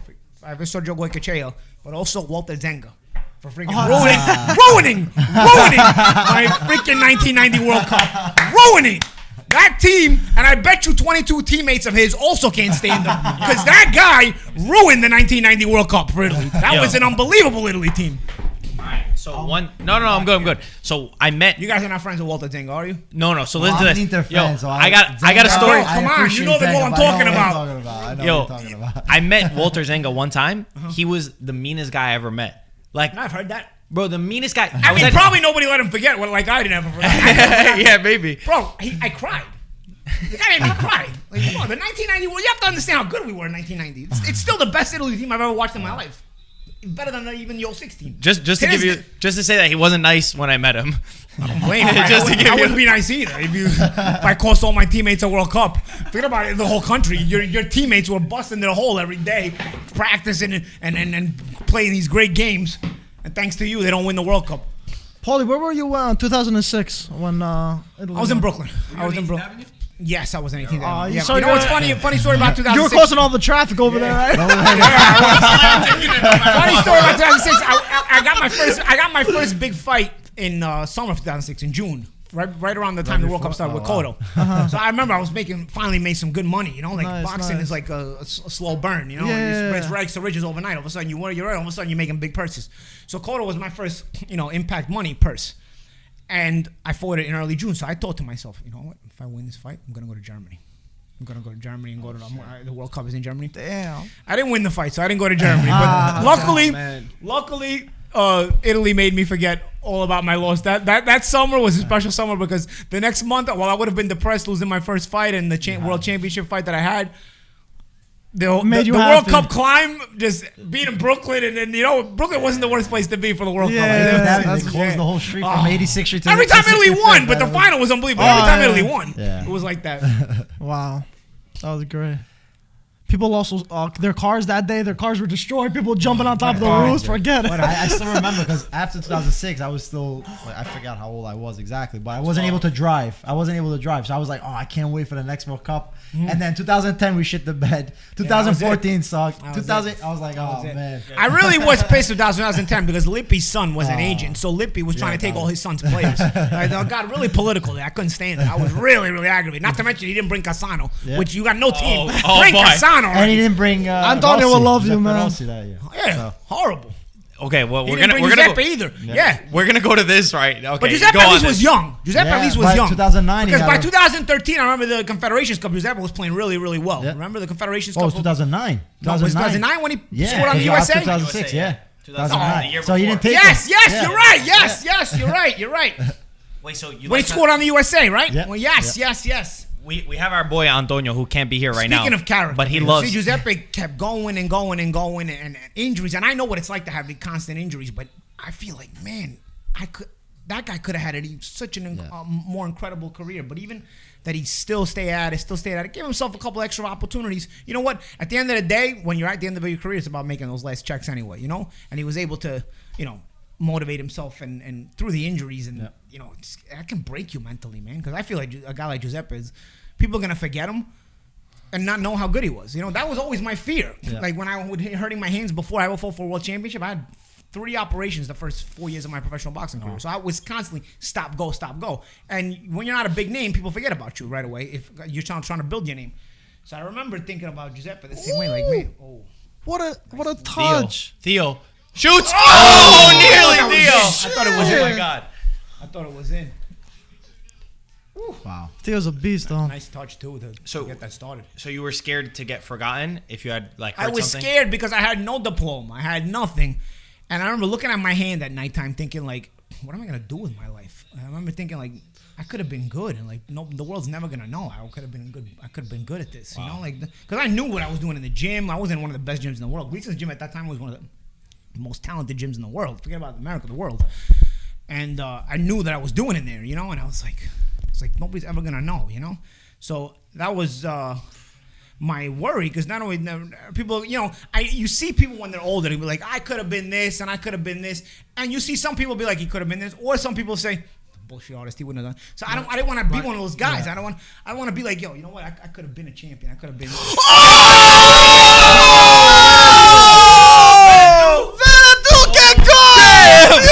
Fonseca's doing pretty good. Too much time. Bye, Peter, man. How you feeling about that? Give that much time on Wow. Ryan Reynolds, American, by the way, on the bench. Wow. Vera to equalize in the 50th minute. Incredible goal. What a fucking goal. We need him over here. Incredible Those back. That's right. Look at that nice touch. Wow. What a goal. Wow, what a goal. Touch. So listen, Paulie, I heard you mention Cassano. Mm-hmm. Oh, deflection, slight deflection. Antonio loved Cassano. As you probably know. I love Cassano too. I think he's the most overrated. Bro. One of the most overrated players to ever play the game. Bro, what's your thought on Cassano? I want to hear what made Cassano. Cassano, unfortunately. Are you from Bari or no? No, I'm not from Sicilian. But Cassano, okay. You know what? Cassano has probably been the Italian player that I had most love for since Baggio. Nobody can ever match Baggio for me. But Cassano, the potential and the disaster that he was, man, you know, because the potential was... I always saw like Baggio type potential in this guy, man, because nothing bothered him. He wasn't a player who under pressure might feel the pressure and choke. Because in 2012, the European Cup, I mean, he played and he got focused for an entire month, and I was like, man, this guy can put it together when he wants to, you know. Mm-hmm. And the pressure doesn't scare him, like some players. Some players are really good, but then the pressure scares them. Sure. But don't say it. But Cassano's not like that. Cassano is just he doesn't care what anyone. The problem is Cassano doesn't give a shit about anything. That's the problem. That's a little too much. So yes. To the next level. I always saw this potential. Like, man, this guy is unbelievable, man. It's like he does things that are unbelievable. And again, another one who can make his teammates better. Another one. I think Balotelli got it really together in the summer of 2012 because of Cassano playing with him. You know what I mean? That Germany game. That pass from Cassano too. The assist from the left side. The twist, the turn, I remember. You know, they were a good little tandem. Two headaches who knew how to come together and not make headaches for a month. You know, I guess it's like, you know, negative versus negative. Yeah, you know, and so it was sort of, And just overall, I remember the 04, again, why I can't forgive Denmark and Sweden for the Biscotto, because that was Cassano's coming out party for the national team. And I'm telling you, maybe if he has a nice tournament, maybe he's going to change his mentality for the rest of his career. Yeah. But instead, he gets eliminated in the first round, and he's like, screw this. You know, he goes home and becomes the regular Cassano. But I remember in that first round, he scored the goal against Bulgaria. If you guys remember the 04 European Cup. He scored the goal against Bulgaria that would have advanced Italy if Denmark and Sweden didn't do the 2-2 Biscotto. I remember him running to the bench like, we got it, it's a late goal. And they told him, like, these guys have went 2-2. Because they only needed a 2-2 draw. 1-1 wasn't going to advance both of them. 0-0 wasn't going to advance both of them. And if only one of them won, only Italy would have still advanced. So they go and do the 2-2 or higher draw. They go 2-2. So he gets to the bench and he starts crying because he's running to celebrate, starts crying. I think maybe that was a key moment that, you know, a delicate guy, emotional like Cassano, if he gets to advance that team, he's going to carry that team. Because Italy always had that thing about getting out of the first round and then they'd start the momentum going. They did it a few times in different tournaments. So if he could have done that, he could have been the guy to take the team, and maybe he's going to create a different kind of maturity. They didn't let us do that because of freaking Denmark and Sweden. You'll always remember them for that reason, Yeah, right? You don't want to visit the countries now. Because then right? Cassano stops giving a shit. I bought Cassano's biography. It's in Italian. I don't know if you guys read it. You know, it's like he goes to Real Madrid. Capello gives him a chance in Real Madrid. And then he gets into a fight with him. He gets sent back home. And I was telling Ryan the story that I read in the book. He's like, Cassano was watching the game when they clinched La Liga. He's watching it from his pool. He's got the TV in his yard. And he's watching his teammates celebrate La Liga championship at the Bernabeu. And he's like, and I was celebrating in the pool because I get a bonus because they won La Liga. And I have a contract with them. I think that was his problem. His mentality is a problem. He doesn't give a. I mean, the cover of the book translated means if there's sun, I'll play in the shade. That's what translated his book means. You know. So. But guys. Technical super ability, talent, and when I fell in love with him, probably the moment everybody else fell in love with him, that body goal he scored on Inter. I was watching that game. I was in Italy. I'm watching that game, and I watched that game in Italy, and I saw this goal, and 17-year-old kid. Oh! Wow. Yep.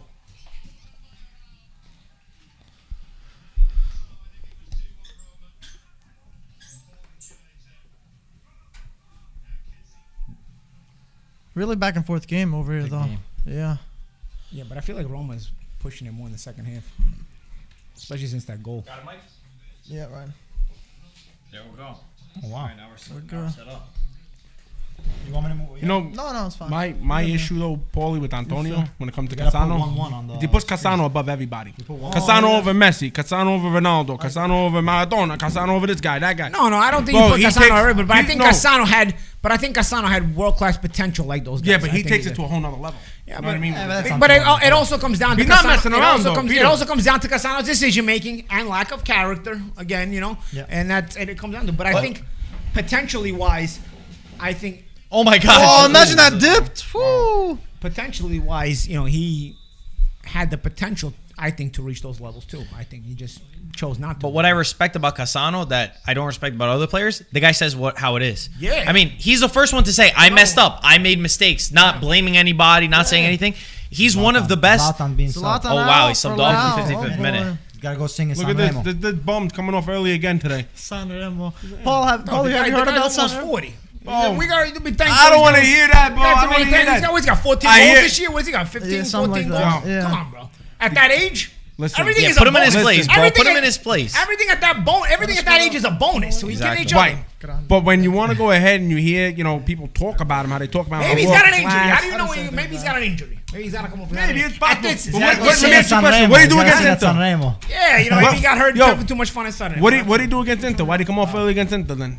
Maybe he had an injury. According to there, too. Antonio, he had a great game. I mean, that's what I heard. Wait, Paulie, what do you think about the San Remo shenanigans? San Remo You know- shenanigans? You know about it? You heard about it? Yeah, I did. I don't know. I do think at a certain age, your passion for winning might diminish, and I think some of these guys today they worry about their brand. I think Zlatan is very cognizant of his brand. Yeah.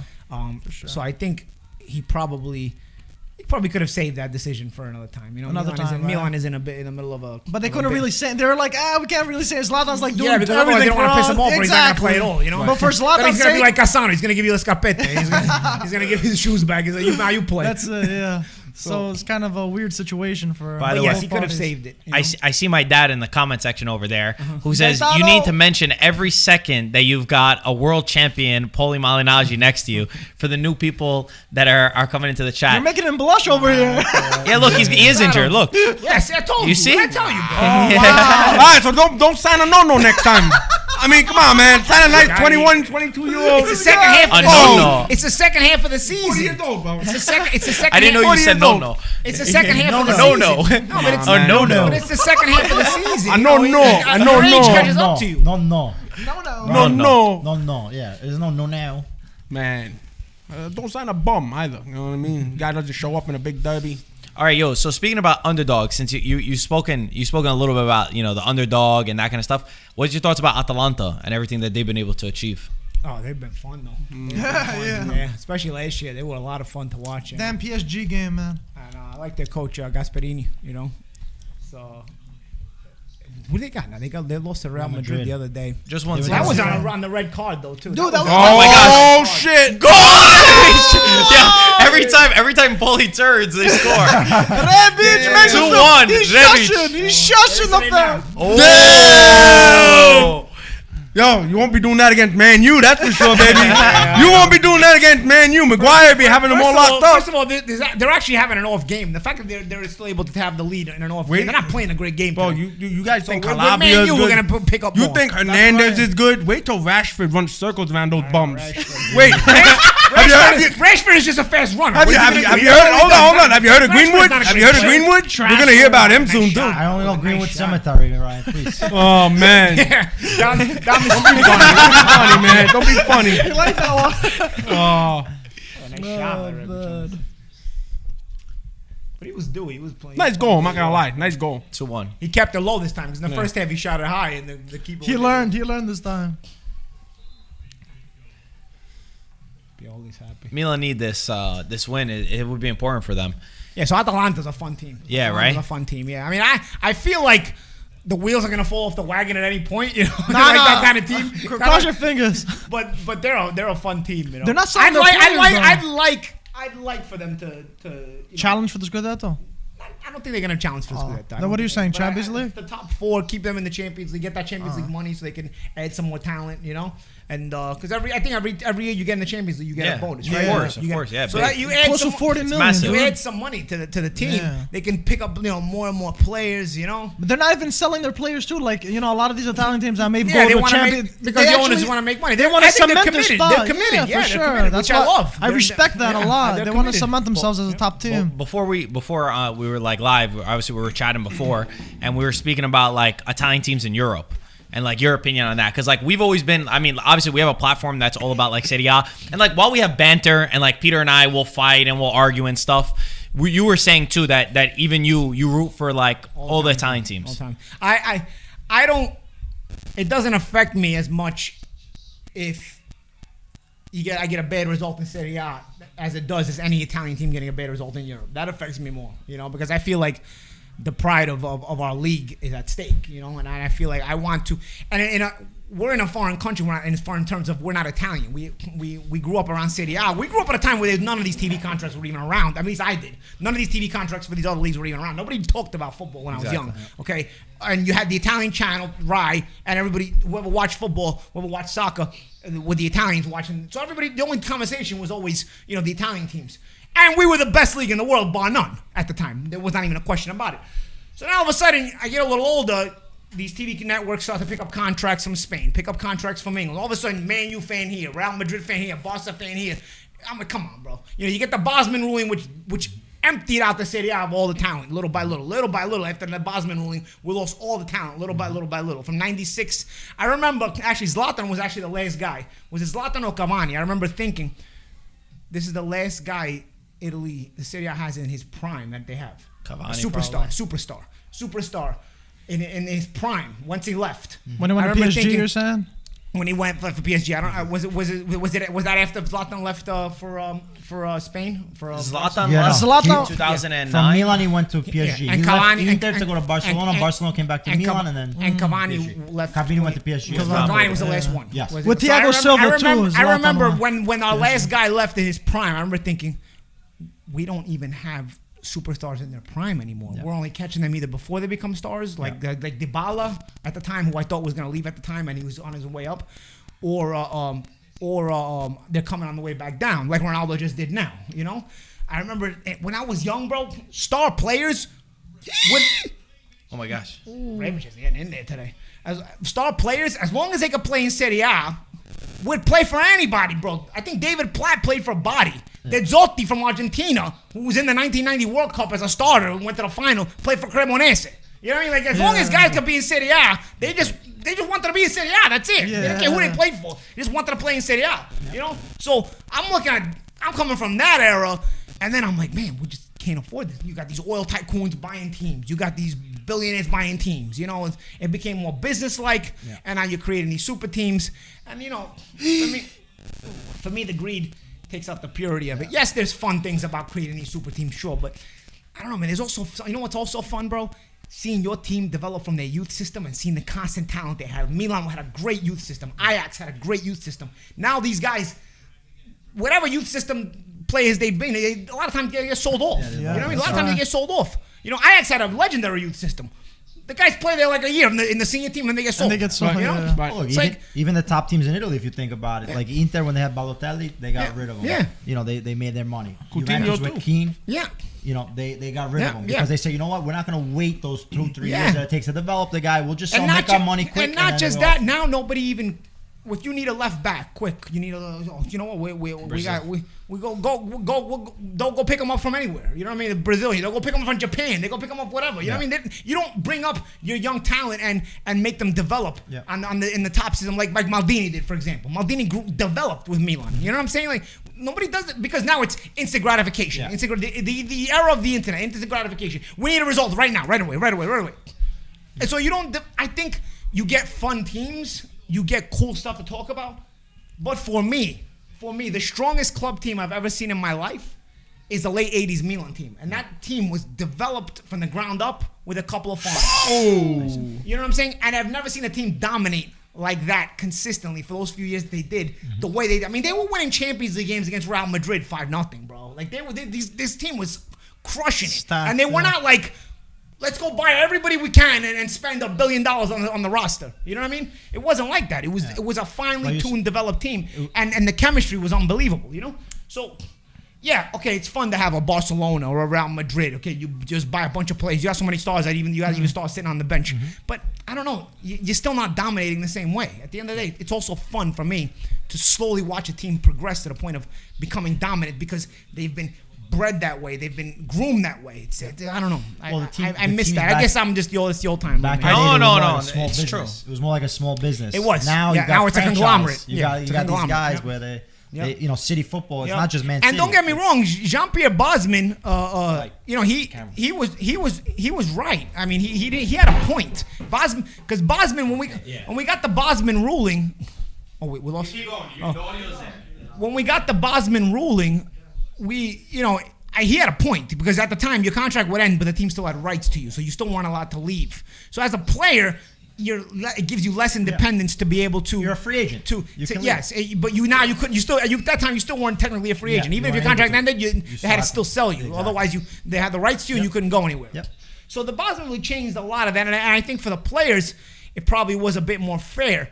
But for the purity of the game, it probably hurt it, you know. What do you think Serie A? There's a Because couple. it also ended the foreigner rules too. Like at that time, Serie A had allowed 3 foreigners to be on the field. I never knew that until you told me that today. Yeah, I didn't constantly you change couldn't that. field more than 3 foreigners. That depends But on what the was the league reason now. behind Because that? even in Turkey, for example, you could have up to I think 4 or 5 on the starting 11.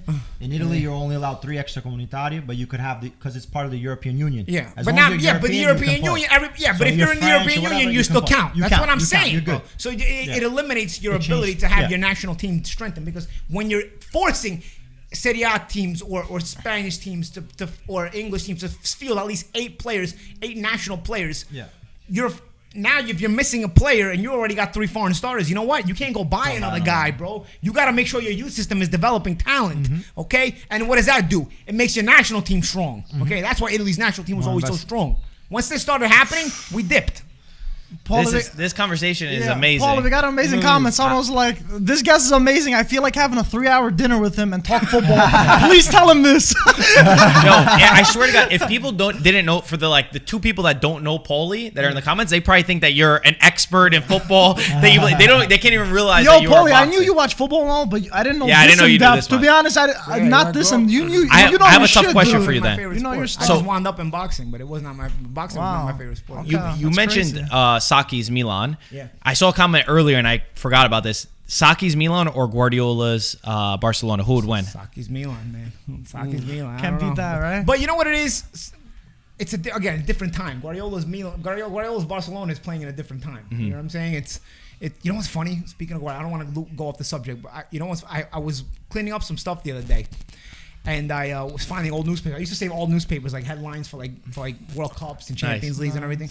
And I'm looking at. We gotta show him. Yeah, we gotta show And him. I'm looking at this newspaper. I was clean. I was like dirty. It was like in a box. I was looking at it, and it's from 2002 World Cup when Italy got eliminated, which I was still freshly animated. Check our Instagram stories. But on the back page of on the back page of the Sporting, because that was on the front page of the Malignaggi. On the back page, you know what it was?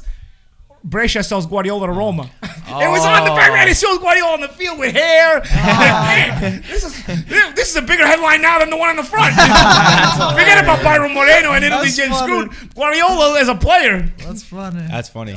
Pep also said he was gonna go back to Brescia, coach one day for free. For free. Yeah. So Yeah, hopefully you know he what? They fulfills had, that promise. they had their little After little that thing Man going City on. contract, I could coach Mazzone anywhere with- for free. It's true. Mazzone as a coach. Yeah. Baggio, Baggio, Pirlo, Guardiola, Pirlo. Pirlo. They had a nice little team, right? Oh, wow, Leao. Good skill from Leao. Yeah, that was great. So, Paulie, what do you think Serie A needs to do to get back then? Is it just like investing in the youth? Is it? Yeah, it's a bunch of I problems, mean, obviously, but I mean, I don't know. I with the whole European Union thing and the Bosman ruling, I don't think you're ever going to have it the same way again. So, I mean, if this is the way it's going to be, then yeah, you need money infusions. That's all it is now. It's always money infusions. We got some investors, right? If you look at Roma, we're looking at we're Roma getting some and American, Milan, American ownership. Both American teams. ownership. Yeah. Spezia even just got Yeah. American Yeah. ownership. Parma also. So yeah, Yeah. because Parma too. Yeah, because you're never gonna get that thing because the rules are different now. So Yeah. you know now you just need the only thing that gets you better now is money infusion. It's gonna be the money and then the TV deal. That's the biggest. Oh my God! No. Offside. one-fourth of Serie A teams are owned by Americans. Quarter, that's right. Yep. Yeah. But the TV deal foreign now guys is are the buying biggest everything. thing. CVC partners. That was you know, offside. Yeah, it was. Yeah, it was off. Oof, he slipped. He didn't know that though. How about young Italians right now? Like we spoke about, like Moise Kean. There's Donnarumma, Zaniolo. There's a lot of talent out there. Anybody that too, Spinazzola. yes, Spinazzola. Spinazzola, yeah. Anybody that catches your eye that you really like? Anyone you see, you're like, all right, this could be the guy for us. Oh, he's playing El Shaarawy. I always Yeah. like this guy, man. He's not young anymore. I though. know. He was supposed to be. Bro, the this next guy, and I'm gonna get back to you. This guy chose Italy over Egypt. Yeah. Italy doesn't make the World Cup. The idiot Ventura barely played him in the playoff with Sweden. And then he's gonna watch Mo Salah. He could have put him up front with Mo Salah. Yo, maybe Egypt did better. I didn't think about that. 2018. 2016 was 18 was the last World Cup. Yes. Blasted. 2018, he's probably at home watching. He's like, man, I should have picked Egypt. Could have been up top with Mo Salah. And I should have put the World Cup instead of watching it in his living room. You know what I mean? No, seriously. And maybe Egypt gets out of the first round because Mo Salah and El Shaarawy up front. You know, Yeah. who knows? He grew up. I think he did grow up in Italy, and he said he does he's all feel Italian, Yeah, but I'm yeah, just saying, it is if I had funny. the option and then I get done like Ventura did him, He's like scrolling through Steve. He's like, damn, I should have picked fucking Egypt. yeah, man. Ventura was like the most horrible guy. yeah, I know. But not when- guy, but the most horrible I don't even know coach. how they even picked Ventura because Ventura never coached anywhere. My man was important. cheap. That's why. He was at Because they could use him Torino. as a puppet, Yeah, bro. but Torino, like they made 11th place. It was a miracle. So that's the guy. Which that's is gonna why it win- was a miracle and he got that result. I mean, come on, man. Like maybe we can win the World Cup with this guy. Let's It's see. just Tavecchio loved to control. I mean, he had a puppet. Ventura was going to listen to whatever he wanted to say, and that's it. All right, so young guy, young Italian, Young Italian, let's see. Moise Kean, Tonali. Barella, He is Tonali. doing better at PSG Zaniolo. than I thought he would. Yeah. He surprised everyone, I think. Barella's still young. I like this guy's Spinazzola's intensity. Donnarumma, maybe not Donnarumma. He's like a veteran now. Donnarumma is Even good. though he's I young, think he's like a I think veteran. Donnarumma is, Turn. yeah, but he's only young. He's only 20. He's only 20. Oh my God! Donnarumma, Yo, every I time you turn. think Donnarumma is going to be the best keeper in the world. Oh, I think so, which too. I think I we've think in gotten, history we've- ever. We've gotten lucky with that because we're at going that from turn. Buffon to the. Holy shit. Sat him down. Inches. So what were you saying about Donnarumma? I think he's going to end up being the best keeper in the world. I think he's. Better than Buffon? No, I'm talking about best keeper in the world of his Like right now? generation. Ah. But I mean, top and Buffon is hard, man. Top and Buffon is hard, but But like leading world but football I now. really, if I mean, I always wondered, like, man, no, it's gonna be tough once Buffon leaves. But you know what? It's not bad. We're going right into the Donnarumma era. And you know who actually was a good keeper? Who's the, I forgot his name. The one who plays for Torino. Sirigu. Sirigu. Yeah, he he's was very pretty good. good. Yeah, he's very He was good. always had to be behind Yeah. Buffon, and now he's got to be behind Donnarumma. Yeah. But he's not a bad keeper either. There's Sirigu, so you many. know? He's There's very so many of those Meret, guys. there's We didn't always, Cranio. yes, we didn't always make great keepers. We had solid, but great. But now, Now the our Chevy- talent We is definitely crazy. shouldn't have had Zenga, that's for sure. that coin should have started in 90, not Zenga. But even Paulie was solid, but he wasn't like great, you know. For sure. Peruzzi had like a good year, and then I don't know. I think he had a baby, and he just disappeared. I don't know. Yeah, honestly, I think that was Peruzzi's problem. Once Peruzzi had a baby, And he Peruzzi had like a disappeared. great like 95, 96, around there, even 97. Then he had a kid, and this guy had a kid. I don't know if he changed it. Even Juventus was like, all right, go to Lazio. We're done with you. But Zoff too was Zoff, up there, Zoff, right? yeah. That guy was. You know, Zoff talking about 40-year-old. He won the World Cup at 40 years old. Yeah, at my age, 1982. imagine. That's insane. I mean, for a goalkeeper, it's more possible. You know, Yeah, you can you last long. Yeah, I know, but 40 is How did crazy. Paulo Rossi die? Speaking of 82, you know what? They said he was sick, but nobody talked about what he got. How did he die? Because he was still kind of young. Yeah, He was I don't 62. even know. I'm not sure if it was a What heart league? problem or not, but That's crazy, man. yeah, it happened out of That just nowhere. came out of nobody even knew he was sick or anything. You know, I think they kept it on the the hush. family kept it private. I think they're saying that it's also Dino Zoff's birthday today too. Is it I really? forgot. Yeah. I think You it's know Dino what? Zoff's birthday. There you go. Auguri, Dino! Auguri. Yeah. Wow. Wow. Good timing on that one. Man, he's old now. 'Cause if he was 40 in 82, That's funny. 39 years, louder, 39 years later, right? So he's 79 years old. Oh, wow. Joe. They also, you know, when you talk about Baggio and then you talked about like young talent. I saw Cassano was saying like the other day that like Baggio, he had a plan for Italy to like build youth systems and build like all types of things. And nobody wanted to listen to him, so he left. And they said England and Germany listened to it instead. They started doing it, but we could have had it first. No, as a matter of fact, if you look at Baggio's bio, he had a job with the national team of Coverciano, but they didn't want to listen to him. So he screw this. It's what I also respect about Baggio, bro. He's like, you know what? He does. I'm not gonna make a stink. You know, he's not like Cassano. He's not gonna make a stink. Like, you know what? You don't like it? Whatever. You know, go my way. He's know? chilling now. That's it. And he never said anything. And that's either. why he also doesn't get the respect he deserves either. Yeah, you know, it's true. People don't know him. People don't even understand how good this guy was. And He's very with all low-key, respect too. to modern players, mind you, but I don't even think it's a comparison. He hasn't continued with football either. I guess kept that low key kind And of. also, life you know what it is? after. You know why he also doesn't get as much love too? Because he wasn't with one club team his whole career. Like these guys like Del Piero and Totti were one club team the whole career. They get like a lot of appreciation from that fan base, and nobody could touch them. Nobody could touch. But Baggio honestly didn't want to leave Fiorentina. You know, they sold him. I think Baggio would have stayed at Fiorentina. You know, he didn't want to leave Fiorentina. Matter of fact, there's a game when Juve was playing Fiorentina in his first season at Juve, and Juve got a penalty kick, and he refused to take the penalty kick. And then I forgot who took it. I don't know if it was Marocchi. I don't remember who took it, but anyway, he missed it. Yeah. And then when Baggio got subbed off the field, somebody threw a Fiorentina scarf at him.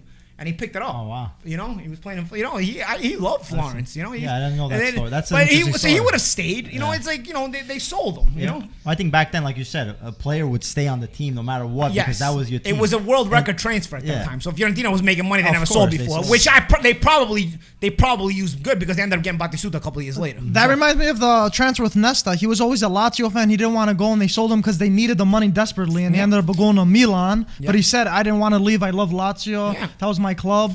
Then sometimes upper management has a bigger say, and you can't do anything about it. So it's the which same unfortunate. thing. So the love Del Piero and Totti got from fans, I think, is deserve it, obviously. But they were also fortunate enough to have ownership that made them the face of the company and kept them there too. Because I think some other players would also want to do that. They just were not given the opportunity. Baggio's a very appreciative person. You know what I mean? You can tell by his humility. Because somebody else with a different brain would be like, bro, you guys never talk about me. You out of your mind? But he's appreciative of what he's got. So 100% right. Yeah. Which goes to like their downfall a little bit sometimes, to their detriment. Yeah, because they don't stick up for themselves. Nobody talks about him. Which is, I know they don't like to create controversy. It's not that type of player, like you said.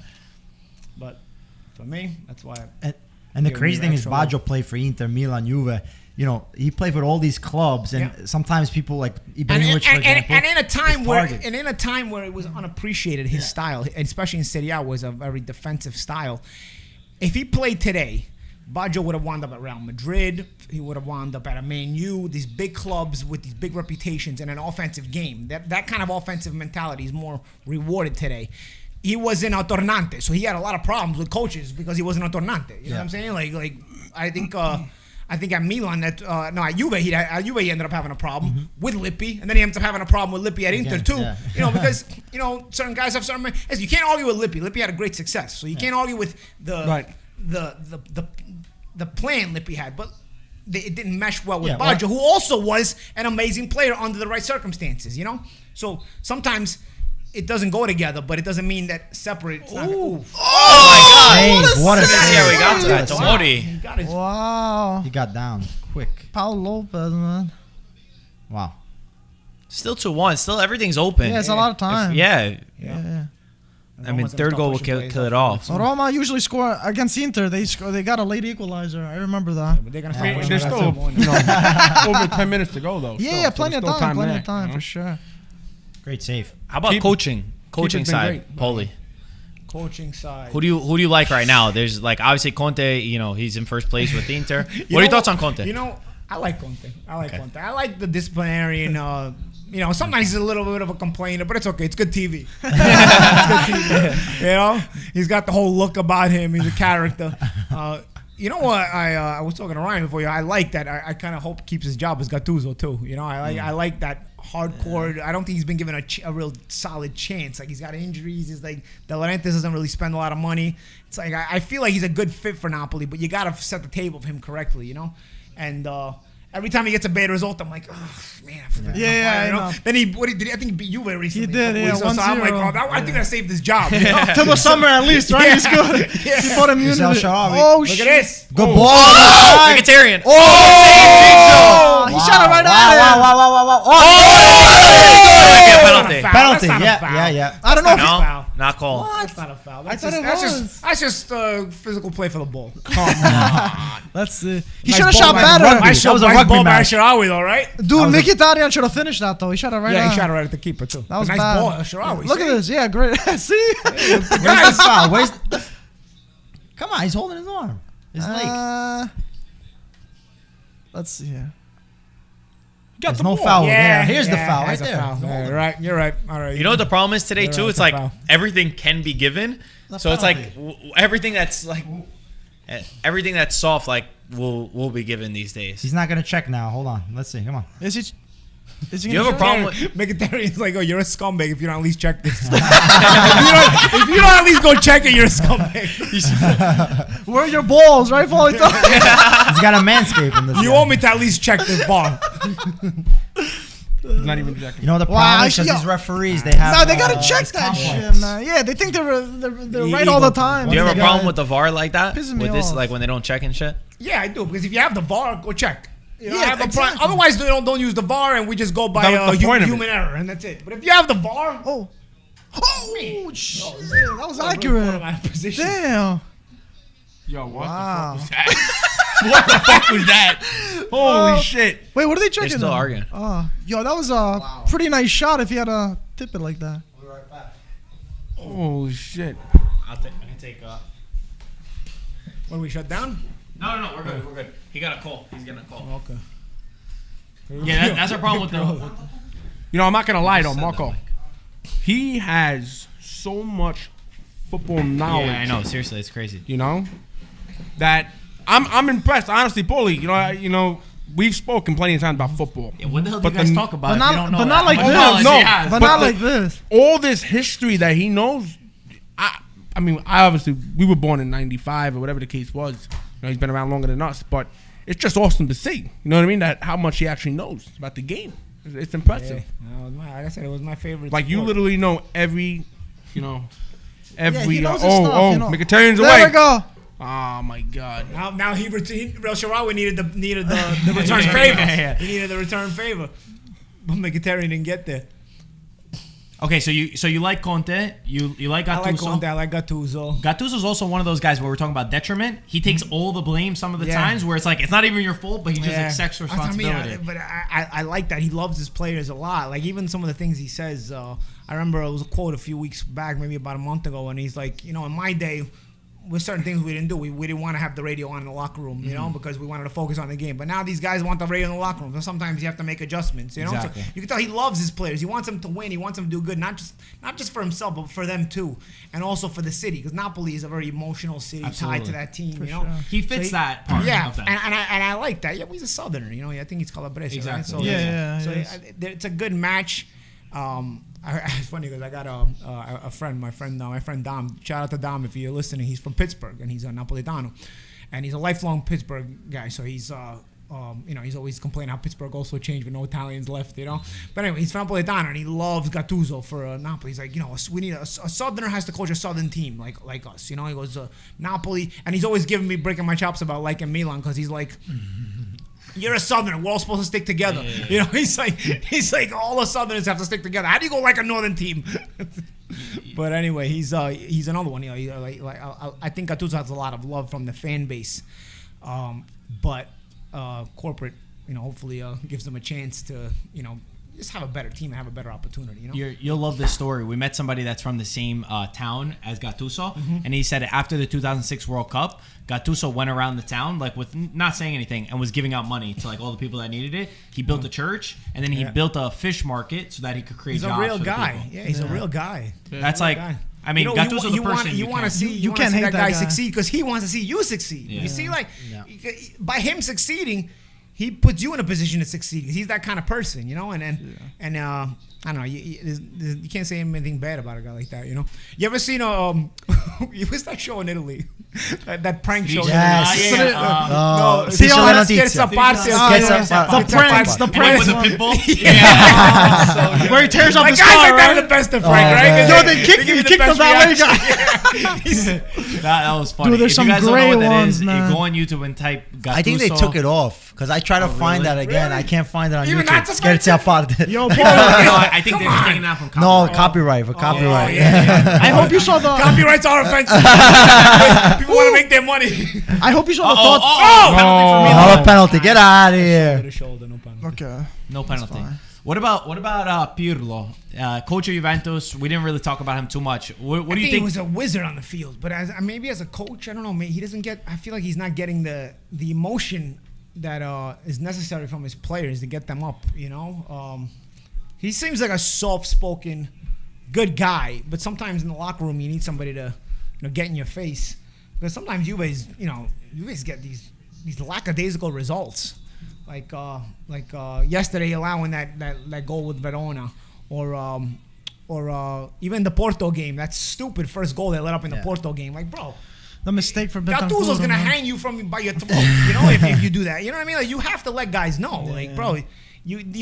Certain things are not to be tolerated. Otherwise, it's gonna come back on you. For sure. So I feel like Pirlo was a genius on the field. I feel like he probably has genius footballing mentality.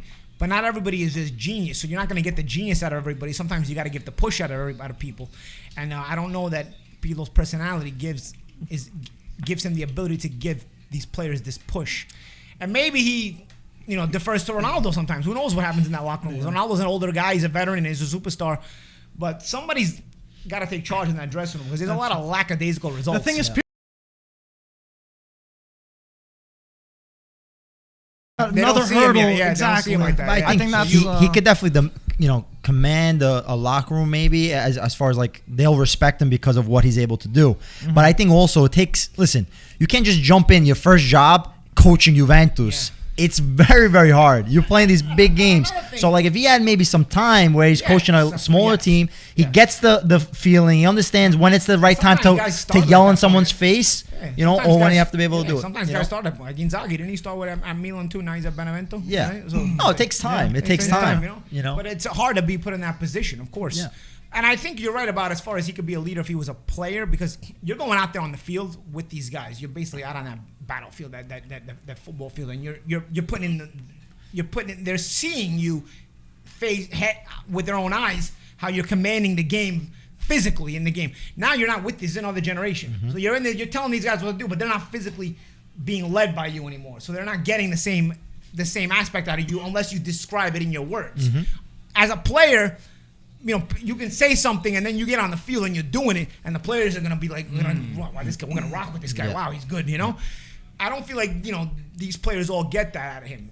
He gets these out of these players because they're not able to see that. You said it best. It's a psychological part of the game. As a coach, it's you have to know how to push everyone's buttons. If you're able to say something that leaves an imprint on the person, now all of a sudden you have someone who's gonna follow you to battle. Paulie, we got a donation from Adam Juve who said, Paulie, I'm a big fan of the boxer and the commentator. I wanted to ask, what were you thinking when you wore those braid extensions?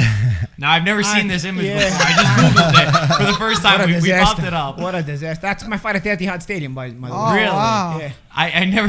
Yeah, you see the outside of the Etihad Stadium right there. On the top Yeah, right here. So What's the story behind these braids? The story behind these braids is I just ran out of ideas. Oh, there's a Man U jersey. Nice shirt, baby. That was the Ronaldo Man U jersey, yeah. So the idea behind the braids is I always try to be creative with my hair, my outfits and my hair, because I felt like that was an extra way to promote myself, always be known as this wild, outlandish guy. I ran out of ideas. Literally. Wish I do this fight, right? I had done my hair all kinds of colors. I had done all kinds of styles, and I'm like, what am I gonna do, man? You know, so I just thought about braids. And initially, I was going to do cornrows, which I ended up doing about a year later. Wow. Okay. But this time, I was in Italy. I was finishing training camp in Italy because I was fighting in at Etihad, so I wanted to get used to the time zone. So anytime I would fight in Europe, I always finished training camp in Italy to get myself used to the time zone the last couple of weeks. Makes sense. So I did that for this fight. So I'm in Sicily the last 3 weeks of camp, and I told my buddy, who was basically was my liaison out there, I'm like, listen, bro, I gotta braid my hair. I gotta do some cornrows, which he doesn't know what cornrows are. So I'm like, I gotta braid my hair. But then I said, not the ones that are long. I said the ones that are stuck to my head. He goes, yeah, we got the African women. They do the braids over here. Don't worry, they're great. I know one. Don't worry. I'm like, okay. So I go and he takes me to this woman. She speaks good Italian. She's been living in Italy for a while. I think she was from Senegal, and she had this. She did all the braids for the girls, So I'm like, yeah, but I want them on my head. She's like, no, te li faccio belli, non ti preoccupare. She's like, I'm gonna make them really nice, gonna make your braids. But let me do it the way I do it. I said, yeah, but I gotta fight. She's like, no, don't. It's gonna be okay. Okay. 6 hours, bro. 6 hours. My hair was long, but she had to add extensions to it. 6 hours, bro. 6 hours. 6 hours with this hair. Okay. Adds extensions to my hair, make it long, and then braids it all. Okay, now I got this braids. I'm like, I'm thinking and I got people calling me because now they're seeing pictures in the media. Yeah. When I get to England, I show up to England with this hair, those pictures, and people call me, oh, what are you nuts with this hair? I'm like, I got it. Don't worry, I'm gonna tape it up and then fight. Don't worry about it. I'm gonna tape it up and I'll be good. I thought about It was flying all over. I thought about Lennox crazy. Lewis, Bro, what a disaster. This guy who was a veteran I was fighting, he's the guy I beat for the world title the year before. He was a rematch. And he knew right away. So as soon as we get in a clinch, he would rub my head and rip the tape off, And so then it would be in my face. Eventually and I didn't want to cut them. I remember after round one, my corner was telling me, yo, we got to cut these. I'm like, are you out of your mind? 6 hours? No way. I wanted to now win the fight and then enjoy the new style for a few more weeks before I changed it. Yeah. I didn't want to just have it for the fight. At this point, I committed to it. Let me enjoy the style. Round one, it comes out. Round two, it comes out. Starts coming out constantly, bro. End of round six, I break my hand. I hit him in the elbow. He got me right through a right hand to the stomach. He blocked. I hit him right in the elbow. I broke my hand for the fourth time in my career.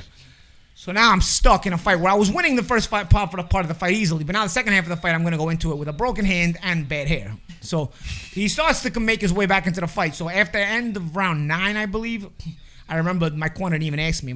I think my cut man just started cutting it. And I remember feeling it cut. I didn't say anything. My trainer's talking to me. I'm feeling the scissors right here. And I'm like, I can't say anything. It's either the title or my hair. I got to keep the title, because I was making a world title defense. Yeah. So they cut it out. That's why by the end of the fight, I look the way I looked. I thought you had it for 2 fights because I see that it's half cut. No. So what I did, I learned my lesson. I came home from there. I got surgery on my right hand. I shaved my head. And the next year, I did cornrows. Oh, okay, you did it again. 2009. That's funny, man. Yeah. We got a comment from Gaetano. He said, Paulie can coach. Fiorentina is going to open up. Are you interested? No. Not going to become a coach? No, too much stress. I don't want to be on any of the sporting side of sports anymore. Nah. No. If people ask me about coaching boxing too, I'm like, no, I don't want Never. to be. I don't want to deal with that stress. Well, you know what? That's a layup for me. I'm so happy that we had you today. Unbelievable. This is unbelievable. I think we need to make an ask out there. We need a sponsor to get Paulie and make a podcast with him all about football because this was incredible. This was great. Right? It was an incredible conversation. I totally forgot about the game. Even the time passed by so quickly. It's so good. 2 more minutes left. Less than 2 minutes. Looks like And, Milan's taking a it. lot of Roma fans upset with Fonseca because of the record against the big teams. Yeah. Oh, And yeah. yet again, unless something happens within these next couple of minutes, Mkhitaryan's gonna have a problem with that no call too. Oh, for sure. He should have scored that one. Fonseca can't control the refs I either. know, of course. I think Fonseca's doing a Can't great do job. A everything. lot of people, they call me out for it, but All the time. yeah, I mean, This is a big win for Milan because this is also Oh, against it's another important. team competing for the top yeah. four as well. Oh, For you know? sure. For sure. and even I- putting the space within the Yes, that's what I'm saying. It's not just you win, Yeah. but it's Right. also stopping another team. Milan needed that's this. in that Considering zone. the past couple of results, I think they need to put it behind them. I thought Roma were gonna get top 4 this year. they're still in it. Why? Just because they lost today? We're in February. They cannot. Hold on, guys. Oh my God! Me. Look at Zlatan. He's like, oh, defend out there. Come on, man. No, it was Antonio like is he gave him somewhere a out threat. there at his house screaming if they would have conceded that. Oh, for sure. You would have heard it from here, probably. Probably. Holy shit! We got a Gigio was in a good position. It came right to him. Wow. Yeah, he didn't have to- We got a great comment from LP. Thank you for donation. Said great live stream. No one around me watches Serie A, and watching you guys feels like I'm with friends. Great chat and stories. Hello from England. Cool Munster says awesome podcast, boys. Numero uno. Libyan, #1 podcast in the world. Forza IFTV. Thank you for everybody that was watching today. Couple more seconds, but it looks like Milan will taking ride the this one dub, out yeah. and take a big 3 points. Let's see. We didn't speak He's too gonna soon get over one here. last. He's gonna get one last push before the ref blows a whistle. Oh. That's it. Oh, buddy. He's going to leave it? He's going to go one more? 3 whistles. Ah, 3 that's whistles. that's 3 whistles. Don't matter, right, Pete? Who's still in first place? That's baby? right, baby. Let them know. Still in Let them first know. place, right? Let them know. Milan have it. Maybe Milan have a chance. Where's the whistle? Where's the whistle, ref? He Look wants. at this. The He's tango. Romanista. The rest He's are a tango. Romanista. Nah, We'll go they're for just another one. MMA. They're just showing love to each other. That's all. Oh my god. What the hell's Oh, going on? Yeah, shit. you're in a mess now. Yeah, that's good. Yellow. And a yellow card. Give him another chance. The referee's still letting it play. Maybe The referee one forgot- last. I think the referee forgot about his watch, or his watch stopped working. He forgot his He's whistle. in the podcast. He forgot his the, whistle. the battery. Then the battery on his watch stopped working. That's funny. Oh my gosh. Extra minute. Yo, right? 94-45. he's a Roma fan. I'm telling Oh, you. my Yeah. God, that's just All terrible. right, now you got it. Now you Guys gotta got to blow, bud. Let it go. Yo. Let It's it a go, foul Cassie. ball. With, That's it. oh, he's giving it a. He called it. He Wait, didn't. he didn't call the No. game. Yo. He called a foul, not a free. Oh, he has a whistle. He's got the whistle. This guy's like, you know what? I enjoy this game. Oh, why? Yeah, let's keep going. No, that's No, it's still no, not. that's not it. That's not it. All right, come on, show the game. There we go. There it goes. All Full right. time. Antonio is somewhere celebrating right now. Big win for Milan. Big, Yeah, big huge win win. for AC Milan. Paulie, the good luck charm for Milan. Maldini Maldini. is celebrating. Relief for them. Big win. Big win. So, Ryan, you're saying Roma, this kills Roma's top 4 chances? I'm not necessarily saying Ryan it's gonna- already gave up on them in February. No. I'm not necessarily saying it's killing their top 4 hopes, but they can't win against any of these big clubs. Do only you 2 really points. deserve a top 4 spot at that point? They're 2 no, points from absolutely fourth. not.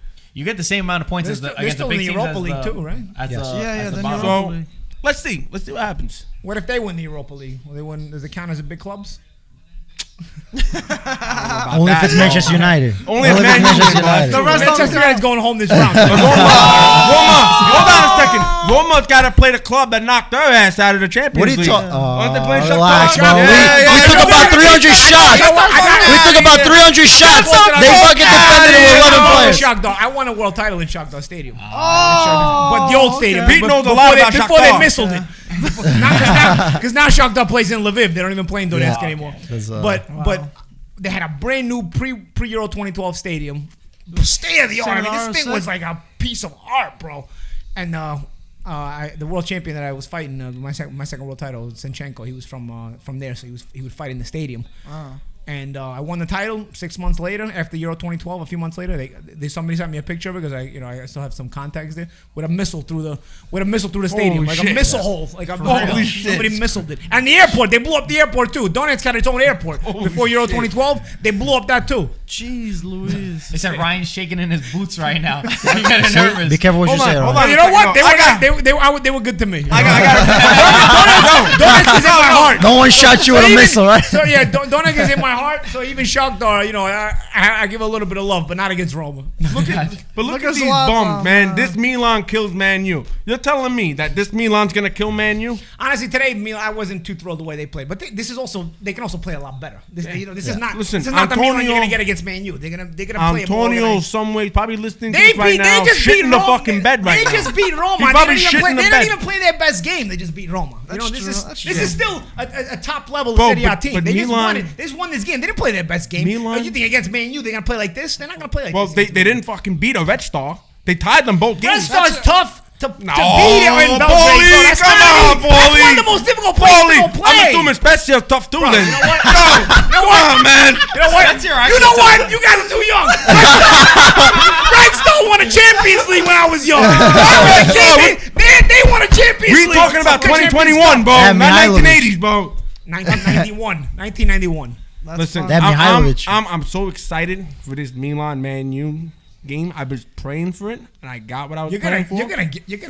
You know what Bro, we should do? No. You're gonna have You to. don't- You're gonna have to take an Instagram hiatus if they don't advance. Bro, Because all the Milan fans are gonna give it to you. I'm telling you right now, when I spoke to Antonio, he was nervous. He was very nervous on the phone. He almost shit himself. I think he did shit himself. I told him, But yo, what you got about- Man U. Right away, That's he because goes, what time you call? He took a morning started- shit. That's Doesn't why. matter, bro. He was stuttering on that phone. He knew. Yo, he Maybe knew. it's because you just woke him up and he No, was still trying to wake come up. on, man. Maybe it had nothing to do You with guys it. always make Maybe it had nothing to do with excuses for the each game. other. Who calls another person at 7 o'clock in the morning? It was early in the morning and he was trying to figure out who just woke him up. bro. You're not even European competition. By the way, I see somebody that said, Ryan, you're making fun of Milan, but didn't Man United lose to Sheffield? Doesn't matter, bro. Their last Doesn't play matter. Sheffield. Hold on a Last second. play Hold on. Sheffield. Hold on a second. Wednesday, Sheffield Wednesday. Which No, one? wasn't Day of a Sheffield week. Wednesday. It was to a day of a week. Oh my God, bro. But listen, you know my problem though, and I've said this before. What? And I told them, I don't go ahead and say, "Oh, my fucking team, when we were in first place, we're gonna win the league. We're gonna win the league." I always said from the start, it's impressive where we are. But Milan fans were claiming they were the best team in the world when they were winter champions. This and that. Come on. No. This is lining up like a And boxing. This is like a boxing show. Right. Milan fans, first of all, you're talking about a few amateurs. Milan fans have watched Milan win Champions League, Serie A titles. They're not the type of fans know that the are way- gonna get wet before it rains. You know what I mean? Hold on a second. The cart Hold on a before the second. horse. Listen, they were happy. They were happy that they were the champions of winter, but realistically, they're just talking trash. Reality This hit is them, right? These are fans. These are well-versed fans. This is a team that has man. won way more than Manchester United.